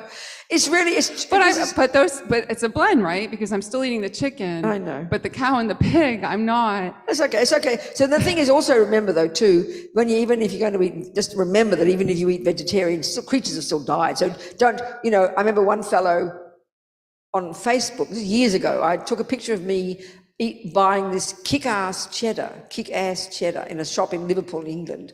And this fellow, how dare a Buddhist nun eat cheese? So I didn't want to be fundamentalist, but I was trying to think of all the creatures who die. So I remember this one fellow in Australia, one wheat field. There was a plague of mice, these cute little field mice in the off-season. And of course, what do they do when they have to grow the wheat, which is for the vegetarians and the vegans and also for the bulls? They slaughter the mice. And this fellow who was being rude, he said, oh, well, there you can't help that. So in other words, if you don't eat it, it doesn't matter, which is completely insane. So we have compassion no matter what, you know, for all those poor little mice that were slaughtered for the wheat for the holy vegans, you know. It's kind of ridiculous. You understand? Well, I do. And the thing is, I learned a long time ago from this woman where she said, she's Japanese, iti takimasu, and it means thank you so much for giving your life, thank you, food. I don't know if that makes a difference, but I still Well, you know, do it's sort of like, thank you very much, you're going to come along, and thank you very much, Robina, I really enjoy you, and I'm going to kill you and eat you, but thank you. I don't think so, I'd rather stay alive, please. Yeah. You know, but on the other hand, don't get too sentimental, because the fact of the matter is, even if you stop eating meat, sometimes we get all a bit carried away and think we're like saints on earth, just because you don't eat bloody meat, excuse me, being Australian. But the fact is, creatures are going to die no matter what, because also sentient beings have created the cause to get killed. So, you know, for example, I remember one time in Maine, where they have lobsters, suddenly one season, like 10 times more lobsters all turned up in the water. No one ordered them. Karma drove them to the waters of Maine. Of course, the fishermen got excited, but then it deflated the price. So it was like, and they had to spend millions of dollars, the state government, to sell the bloody lobsters. So, you know, even if you don't eat meat, don't be holy. Just remember, it helps you get compassion. And remember all the creatures who die for the veggies as well, you know, because it's sentient beings. But yeah, anyway, you're doing okay. Thank you. Yes, Andre. Oops, sir. Sorry, just a minute. Yep. I have a friend, a very, very close friend. He had cancer. Yeah. And he believes in the, what is it, the stones or the jewels? I don't know, darling, go on. What are those things called that people believe on? Yeah. He believes in those, and so he wears them around his neck. Okay, go on. And so forth. And so his cancer, she said, went away. Okay, good. So he believes it's because of that. I understand, yes. My question is that, can that be true? I understand. So let's It doesn't work for me. I understand. Well, let's look at the, especially the more esoteric teachings in Buddhism, the Vajrayana model, the Tantric model, of the way we're constructed and how karma works in relation to that. Okay. So we have the universe, basically, from that perspective, consists of physical matter, which is the 4 elements. That's how we used to talk a few hundred years ago in our culture, the 4 elements. Now we've got other elements. But basically, that's still the model they use. The physical universe is made of the 4 elements. And then you have consciousnesses, sentient beings, minds, beings. And there's all this matter is beginningless and endless, you know? It's a continuity of... So the interesting point, according to this model, All minds are inextricably linked to their own set of the 4 elements. This is just the way the universe is. So now, this is how karma works. So every tiny thing your mind thinks leaves an imprint in the mind at that time. And at the same time, okay, so sorry, one more thing. You've got the gross consciousness and gross body. This is the gross body. And then you've got gross consciousness, which is sensory. So when you got to the subtle level, as it happens at death too, you get your mental consciousness, which is more subtle, and that's inextricably linked to this wind energy in the body, the prana. And that's causing this wind energy, inextricably linked to your different states of mind, are coursing through these 72,000 subtle channels in your body. It's a bit similar to the acupuncture system, the Tibetan medical system. The Tibetan doctor will feel your pulses, and she's feeling the imbalance of certain wind energies, which she knows is connected to your attachment. That's why you've got anxiety. She knows this one's connected to your anger. All your states of mind have their own connection to their wind energies. So, karmically, as Lama said, every thought you have, let's say you have angry thoughts, just thoughts, that programs your mind in more anger, this is the way it is, but also it impacts upon those wind energies. And eventually that subtle wind manifests as a gross sickness in a gross body. It literally is caused by anger. And then even more so when you do things with your speech or do actions with your body driven by anger, that also pollutes your physical energies. And eventually that ripens in turn on the external environment, and that imbalances the external environment. So by simply he has a thought about crystal, it's a thought. He has positive thoughts. He gives power to those crystals. So his mind is being positive, and that could easily be a condition to therefore purify his sickness. Of course it can, but it all comes from the mind. Now, if the karma is strong enough to have cancer, no matter how many positive thoughts you'll have, he'll create the cause for no future cancer, but he'll finish this cancer and he'll die. So every single thing we do with our mind is programming the mind. And because the mind is inextricably linked to these different wind energies, which is subtle body, that impacts upon the subtle winds, which eventually manifests as a sick body in the future, which then in turn manifests as the external world and the imbalance of the external elements. The whole universe is created by us sentient beings, karmically. We don't need a creator. It's not accidental. So everything you think and do, just having positive thoughts can heal you. It's not mystical. It mightn't always if the karma is strong enough, but it'll bring future good results. It can even bring good results now. Of course it can. Maybe because my mind can't go there with the crystals. Well, it doesn't work for me. Well, you don't do it anyway, so you're not even doing it. No, I don't. Yeah, so but he gave me crystals. Yeah, but you don't. For my situation, and they but also didn't do a don't thing. forget other things. Crystals, the physical world can also be imbued with the power of enlightened beings, because the enlightened beings pervade the universe. Christians and people who believe in God would say everything's imbued with God, That's a possibility too, that's possible. So that just means you don't have the karma to be healed by that. Right, okay. That's all. Makes sense to me, yeah. It's not as if you've failed or anything. It's not like that. Yeah, right. Yeah, I don't believe that. Do you understand? Okay, all right. So you got cancer, have you? I'll try anything. Have you got cancer? You got cancer, have you? No, I don't have cancer. Oh, what are you talking about healing then? Oh, no, my friend has cancer. But you said you tried kisses and they didn't work. Oh, yeah, for my own your own sicknesses. My own sicknesses and stuff like that. Oh, okay, I see. Yeah, didn't do a thing for me. Okay, fair enough. So what else, people? Time for break? No, nearly soon. There's another question on Yeah, Zoom, Venerable good. Robina. Yes. There's a lot of information, mantras, purifications, tantric practices to prepare ourselves for our deaths. Yeah. I am lost with all these practices. Of course, yes. What do you suggest? to Medicine Buddha. Lama Zopa says if you want to take one. I said this book has got 87 different practices. 87. And Lama Zopa is famous for finding mantras in some weird text from 10,000 years ago that no one else has ever heard of. He loves his mantras, He's got so many. And of course you can't do all of them. But if you want to do anything, Rinpoche says medicine Buddha is the most beneficial. And you can do anything in the end. It's just because he's got lots of doctors have lots of medicines. We don't take all of them. So the same here, there's lots of medicines, and some might attract you, you might like this or that. So he's giving us a big choice, Medicine Buddha is perfect. Medicine Buddha is the best. Go for medicine Buddha. Do the mantra, do the visualization. That's it. Yeah. What else, people? Question. Yes, darling. You talked about living in vows. What's involved with the Bodhisattva vows? Do you have to go through a certain education before you can take them? Well, no, I think the one of the Bodhisattva vows, I think you have to have this strong connection with the wish to practice compassion and the compassion path. Then I think if you're feeling ready with it and you understand what it means, then you can request and take. Yeah, you have to have a strong connection with the bodhisattva path, with the wish to want to benefit others, but more than that, the wish to never stop becoming a Buddha yourself so you can be of benefit to others. You have a connection with that aspect, that view. Then I think, sure, take them. And vows, and these vows go from life to life. They're said to be very powerful. So by taking them again in this life, you're renewing this aspiration to benefit others. It's very amazing.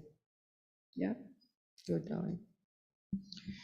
Well, it's not midday, but I don't think, it doesn't mean we can't stop early. I always keep saying that, but let's stop early. There's one student Oh, good, please go on, yeah, Zoom, please so talk. go Yes.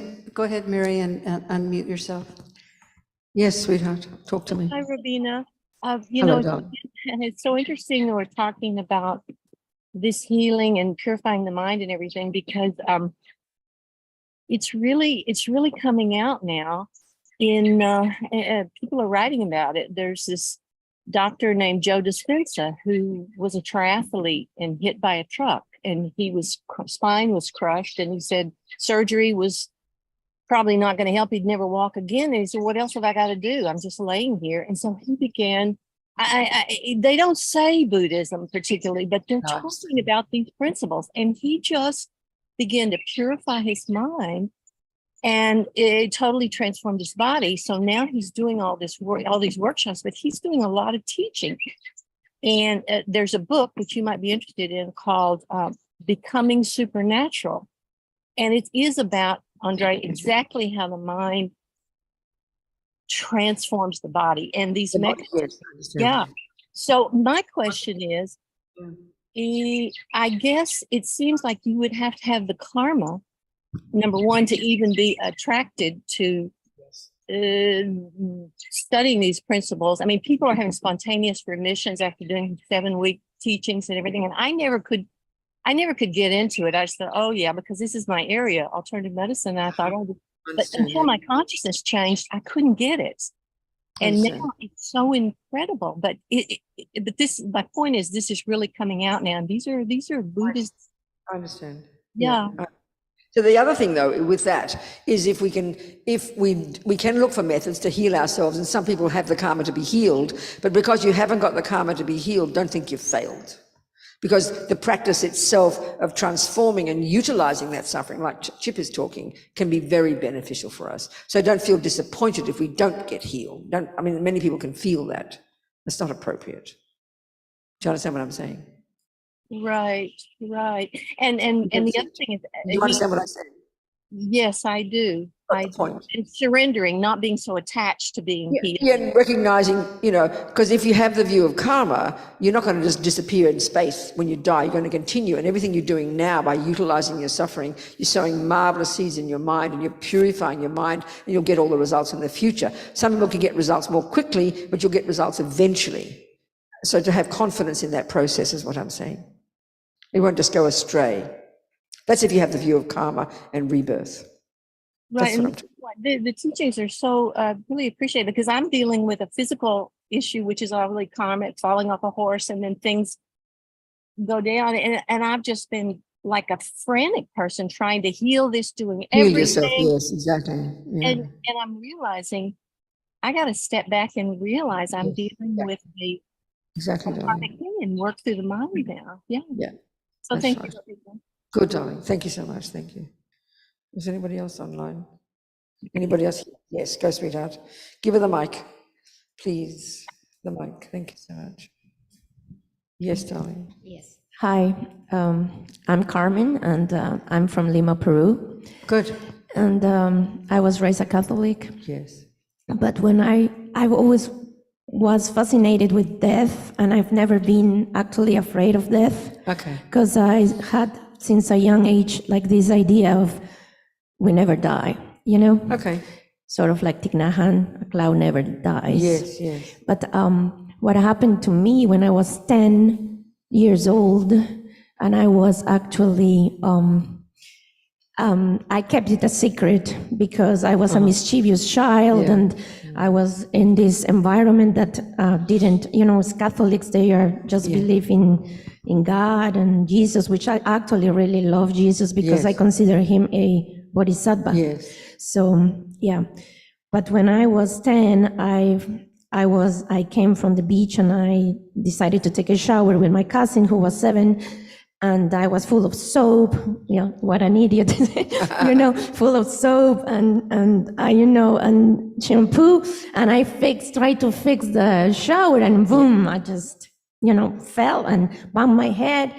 And when I bumped my head, I was knocked out. Yes. So I never know if, of course, I didn't die. But when they took me to the emergency, my dad told me that they say that if the hole in my head was a little bit deeper, I was going to be dead. But, there was a lot of blood in the bathtub mixed with the water. And the soap. Yes, but when I was knocked out, what happened was this: I was floating, and I remember I just kept it a secret, and not only a secret, but it was since I was 10, I forgot about it, right? Yes. For years until I watched the movie Ghost. Yes. Yes. And when I saw the movie Ghost, Yes. I had how do you say it? Those goosebumps. Yes. And I said, "Oh my God, this happened to me!" And So what was that's the when it came experience? back. Yeah, Explain the experience. The experience was I was floating, and when floating on top, I was looking at myself there. Yes. My body Yes. was there, and so I called it like an out-of-body experience, exactly. right? And so I'm there floating, and then I say, "Oh my God, my mom is gonna kill me now." Yes. 'Cause I was how am I gonna get back That's into right. my body? How am I getting back into my body? Yes, And that's then I said, well, I guess. And then when I thought of that, I was still in this world, in this realm, in this dimensional on Earth. Yeah. But then as soon as I said that, I was gone. Okay, I understand. Yes. I was gone. Yes, I yes. was sucked into this. Yes. I'm only 10, right? I'm trying to exactly. make sense of this, right? Exactly, right. I'm only 10. And so I said, oh my God, I think I'm in this vacuum cleaner, like the hose. Yes, right. Because it was dark. and it was sucking me, or maybe actually I even thought I went down into the drain. That's what I thought. I hear.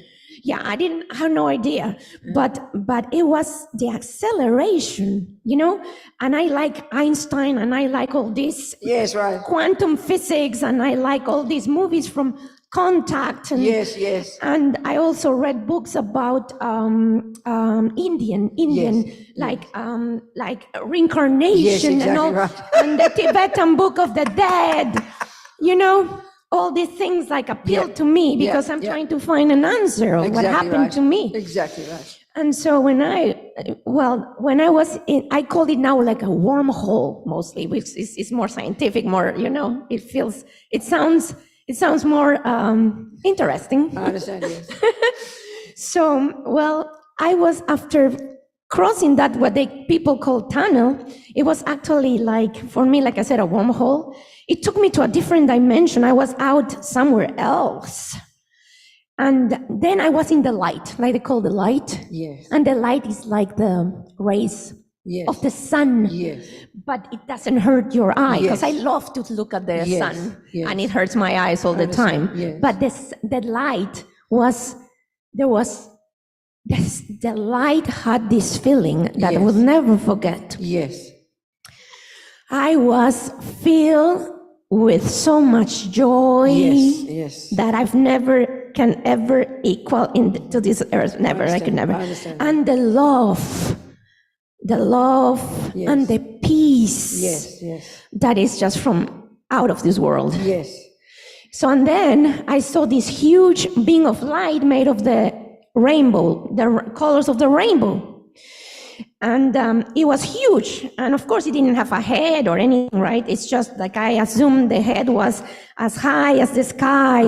And the body was as big as all the way to go to the ocean. Yeah. Like when you're in an airplane, I'm trying to put into words an experience that you can't, And then it stopped me, and we communicated telepathically. I could read his mind, and it was like, just to put into words, it would say, "Mission not complete." I understand, yes. I wanted to be there. I already forgot me. I wasn't Mariella. I wasn't the 10-year-old. Yeah. I wasn't, I knew I wasn't Exactly. this. I already forgot my family, forgot everything. I was there like very happy. I understand that, darling. And then I saw all these little beings of light, like thousands. And I'm saying, oh, I'm home. I want to be with you. I want to be with you. I don't want to, but I was stopped and said, like, it wasn't my time. Yeah. But I was there like, oh, no, I don't want to leave. I was fighting with this person too. Exactly, yes. I don't want to go back. I understand. I was saying, I don't want to go back. Yeah, what, exactly. are you kidding me? No, but no. I had a mission, something that I had to finish here. I understand. And then, so, what brought me here and back to my body? It was this memory of, you're going to cause a lot of problems in your house, yeah. You're a naughty girl. Yeah. Your mom, and actually that's what happened. My father, why did you leave your daughter? She was almost died because you didn't take care of her, which was very unfair. That's right, blaming you. Very unfair because, my mom, it wasn't my mom's fault. That's right, of course it wasn't. It was all my fault. That's exactly right, yes. It was all my fault. And I already see him so mad and yelling at her, and right. my mother so distressed, and the whole family, grandma, everybody, but pain brought me back. I understand. Suffering brought me back. That's what brought me back to here. darling. Because there, No in that suffering. place I was Please. for like an hour in time, an hour, but I was only there for a minute. No, that'll be right. I was only, because there's no time, No, there's no exactly. time, there's no time or Exactly. I mean, there's only space. Exactly, that's right. I understand. that. There's no time. I understand. There, it was just perfect. So I had this experience that Yes. I'll never forget, that keeps me I alive in understand this that. world. Do you want me to give you a Buddhist explanation of that experience? Yes, of course. That's why I'm telling the host. Yes. And I was just, oh my God, I will never forget that love. And that's, I was one with the world. That's how I felt. I understand, darling. I was one So what with you're the world. describing, so whether it's the beginnings of Chip's experience, whether that was your experience, there are variations of this. You must have read about these types of experiences. So many people have this kind of experience. You've read about this, right? You've read other people, that's exactly right. So if we take the Buddhist view, your consciousness, your mind is not physical. It's beginningless. It's endless. And it's got a grosser level, which is how we live in this body. But then you've got subtle consciousness, which is the level you function at dreams, the level you experience then when you have death. And it can be a fearful experience, or it can be that kind of experience. And that's a really common one. So I can think of so many stories. And there was one example of one Christian doctor who interviewed his patients, and they had hell-like experiences. You had pleasant, but also there's going to be fearful ones. So this particular fellow, he was having his operation and he was worried about his operation. And suddenly his wife was at the bed, and suddenly he found himself out of the bed and talking to his wife, and she didn't hear him, and he was annoyed. He looked at the bed and he realized his body was in the bed. So he had this experience of leaving his body. So this is the first point. If you had left your body, you would be dead. So it's the experience of your subtle mind which has the experience of being out of the body, because it's much vaster and bigger. When we're in the body, we're kind of constricted. But when your subtle mind is not out of the body, but your subtle mind is activated, which yours was, and then due to past karma, you have all these incredible experiences, and you happen to have blissful ones and joyful ones. So this guy, he said, first of all, he was walking, he heard a voice in the corridor. Come on, John, come on. Oh, good, I'm going from operation. So he went out and they started walking on the corridor, along the corridor. First of all, this is the interesting point, he said, the walk along that corridor took as long as walking from here to Alaska, meaning the experience was a long, long time, which is exactly what you're saying. It probably was like a minute, the same. So then he said they started being mean to him and ripping his flesh and abusing him and hating him. And then he said they left him. And he said, I was in the darkness and despair, the likes of which I had never had, and I didn't know what to do. And then he said, I never prayed. Then he said, I better pray. So he started saying, Our Father who art in heaven, and he couldn't go any further. Then he thought, oh, well, the Lord is my shepherd, and he couldn't remember any words. And then he just shouted out, Jesus, help me. So from way over there, a tiny light, it got bigger and bigger and more radiant and more blissful. And it was Jesus. He called it Jesus, right?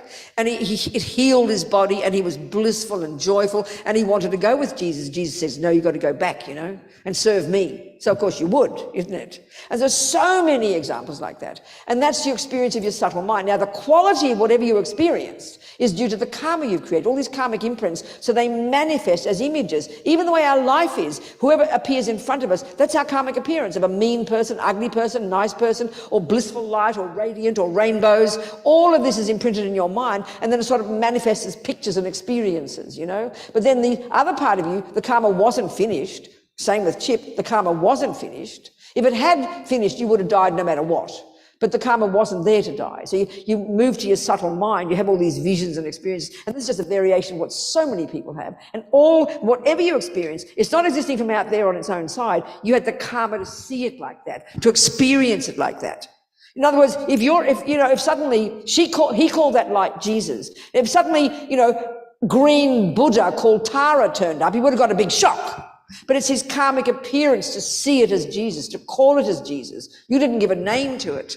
But that's how beings are at a subtle level. So all these Buddhas, when you're fully enlightened and your mind is pervading the universe, you manifest in these different light bodies. And they talk about literally light bodies and radiant and joyful and blissful. That's what all these pure lands are. So you had some karma due to your past virtue to have those experiences. And then due to your other thoughts, you came back and you're a good girl and, you didn't want your mummy to get blamed. How kind of you. So it's marvelous because you tasted. So in other words, put it this way, like I talked about, you hear for the week earlier, before the 2 days before, we talked about the mind, Mahamudra.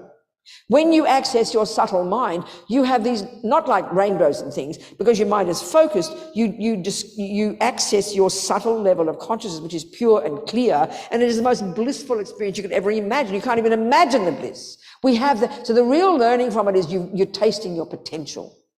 So keep practicing, keep working, keep moving, honey. That's the learning from it. Do you understand? So it can be a good learning for you. It's wonderful. Well done, Carmen. Thank you for telling us. But let me finish. Okay. But there are these hell-like experiences. Another one of his patients, he was an alcoholic and he had a near death. And what happened to him, he was walking along a tunnel, but there was not light at the end of the tunnel. I promise. It was fire. It was hell. And all this conflagration of intense fire, and all his friends who died, he sees them in their form, and they're screaming at him, don't come here, go back, go back, go back. So he went back and he served Jesus too, and you would, wouldn't you? So he could see the terror and the nightmare coming, which was the result of negative karma. Because all these experiences of hell and heaven and bliss, they're not existing out there from their own side. They're due to our past karma that we created the cause to have those experiences. So own them as your own karmic appearance, including the hell one. It was his own karmic appearance, Do you understand? Do you understand? This is where understanding emptiness helps. Do you understand? And karma. Okay. Yes. So I understand that in Carmen's story, she had not, her karma to die didn't ripen right then. That's right. I get that. But at the end of the story, she said, suffering is what brought me back. Yeah.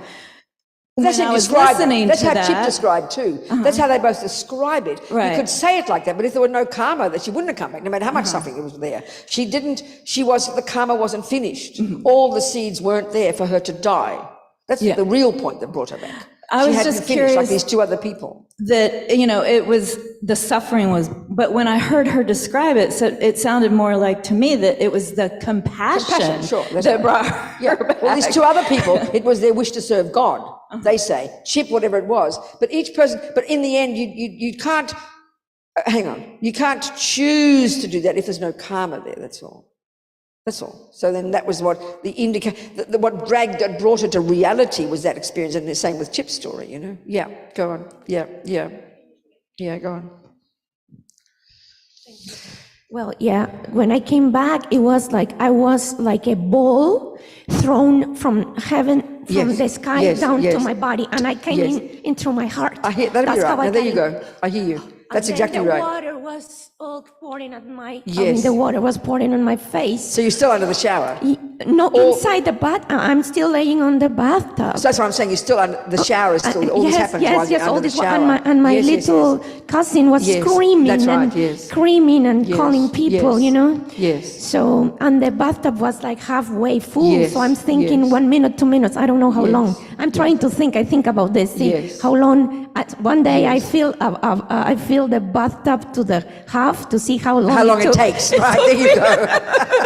Yes, and so Couple I of think minutes. it was 2 minutes. I Just a was couple of there. minutes, that's right. I was knocked Yes, out, exactly. right? Knocked out. I understand. And so, but when I went, that's what I say, the pain, because then, ow, my Yes, God. of course, that's right. Of course, I was there with no Yes. pain, Yeah, right? that's right, Out of my exactly, body, exactly. there was That's no right, pain. exactly. Then when I came back, everything hurted because Exactly, of my whole course. body, my head, everything. That's right. But I was tough girl because I was always Yes. in trouble, so I That's didn't right. cry or anything. So basically what happened was Yes. your sensory consciousness ceased, which is when you go Yeah. unconscious. Your mental consciousness manifested, and that's what you experienced. Then you came back in through your heart chakra. Well, you didn't come back because you hadn't left, but the experience of coming back into your, waking up from a sleep, really, Yes. waking up from unconsciousness. Yes, that's right. Exactly. And then everything, all the blood, Yes. everything was awful. And oh no, the worst was I was blind. Yeah. I couldn't see. I understand, okay. And my cousin was laughing because of the way I fell. I But then she saw the blood, she started panicking and screaming and I crying. understand. And so then I said, Elizabeth, don't laugh. I'm blind. Yes, I I was so scared. But then, thank God, I started seeing like a million stars running, Yes. just like the cartoons, That's right. going like this. Exactly. And then I saw like 20 Elizabeth, and Yes, then yes, less and less I until understand. I saw one, and I say, oh God, thank God. That's you know, good, that's good. I can see now. I can Good, see, so I was happy. Good, Zoe. Thank you for telling us your story. Wonderful. I love it. Who else has? Yes, the back, please, at the back. Today's a sharing day. Hi. Good, My- Carmen. My name But it's is good to have an Mar- understanding of it. Do you, just a second, hang on. Do you study the Buddhist teachings? Are you studying the Buddhist teachings? Okay, so this explanation is helping you good, Carmen. Good, darling. So this explanation is helping you understand it. I understand, darling. Good, well, keep practicing, keep working, and then you can discover your true nature, and your mind can pervade the universe, and you can help billions of sentient beings. Yes. Hi, my name is Monica, and I have a question. Yes. 2 years ago, I was with my mother. She had dementia when she passed, and it was a very peaceful encounter. And I know that her spirit has moved forward. My brother died maybe 16 years ago, and I still feel his spirit I understand. around. Yes. And I want him to move forward, Yes. but I still feel that he still has something to do here. I'm not I sure. see. So the spirits linger and are here to protect you. Well, okay, that's not the way the Buddhists would talk. You could talk about these different, in the Buddhist view, I'm trying to give you the Buddhist view, you can do what you like with it, okay? You've got these different realms of existence, you know, so the result of a lot of virtue, this is very similar to the Christian teaching, you'd be reborn in a very blissful state. They call that like heaven or paradise, you know, and they call it the God realms in Buddhism. The Buddhist view is you're not finished suffering yet. That lasts for a long time, and then you have ordinary life again, so you're not finished. So that could be that kind of being, but they'd be more like sort of manifesting as like helpful beings, guardian angels, you know, and they'd be very happy. Does he feel happy or sad? He is actually very happy. Well, that could be he's in the God realms, and this is like more like heaven, and they're kind of floating around connected to you. Or it could be a spirit realm is a very suffering rebirth due to a lot of grasping and attachment, dying with a lot of grasping and attachment, and that usually is a very suffering type of being, and they can even possess you and harm you. There are so many stories of spirits possessing people and talking through people, and that kind of can be very, very painful, very suffering. So who knows, you know? It could be, or it could just be, I don't know. I mean, he might have taken another rebirth already, and it could be, I don't know. It's hard to say. Well, when I If was you're feeling told, his presence. when I was told that he had died, the first thing that I envisioned was that his spirit just soared and became like a hawk. And lately, it's when I hear the screech of a hawk, I just look up and say hi to him. I see, okay, fair enough. Could be that, I don't know. I mean, because the Buddhist view is you've got the gods, humans, animals, spirits, and hell beings. And the hell beings are so suffering, they're not going to see them anywhere. They're too involved in their own terrible pain. There's billions and billions of billions of sentient beings, you know. So, anyway, I can only say that. I can't, yeah, I don't know what to say. Yeah. Yes, Chip. Yes, Chip, talk to me.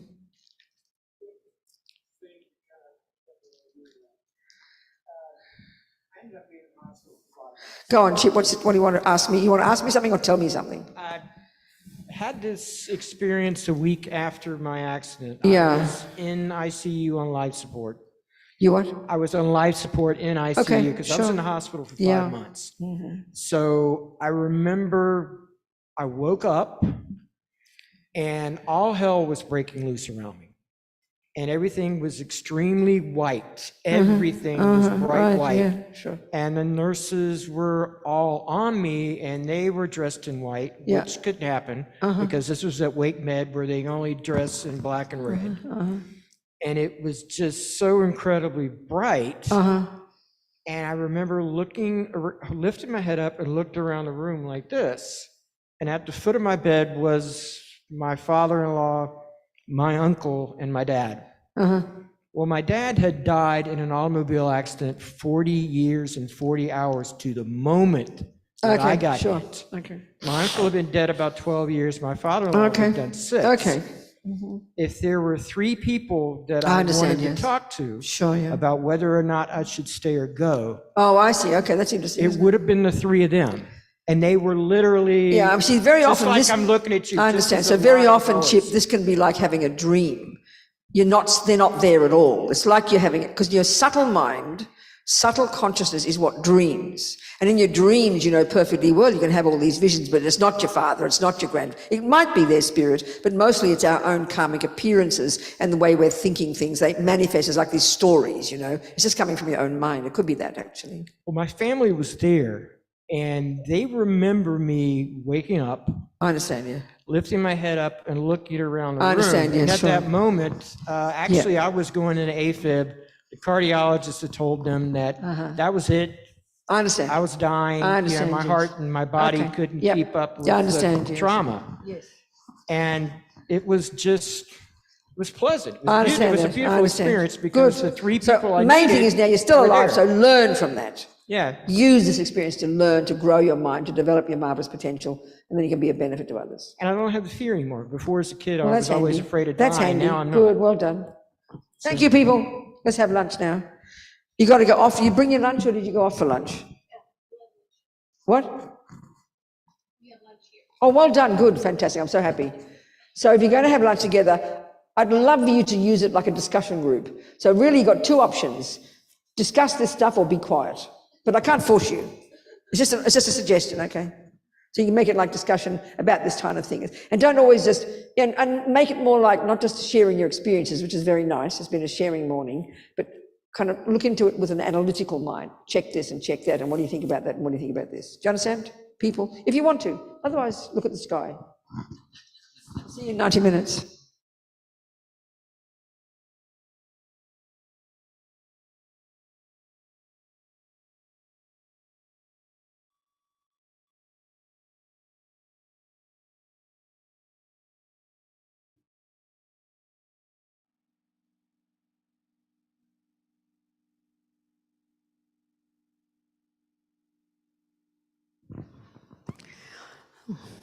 Thanks, everyone. If you are on Zoom or YouTube, we will close these down and open them up again about 1:15. And there is lunch here for those who like it.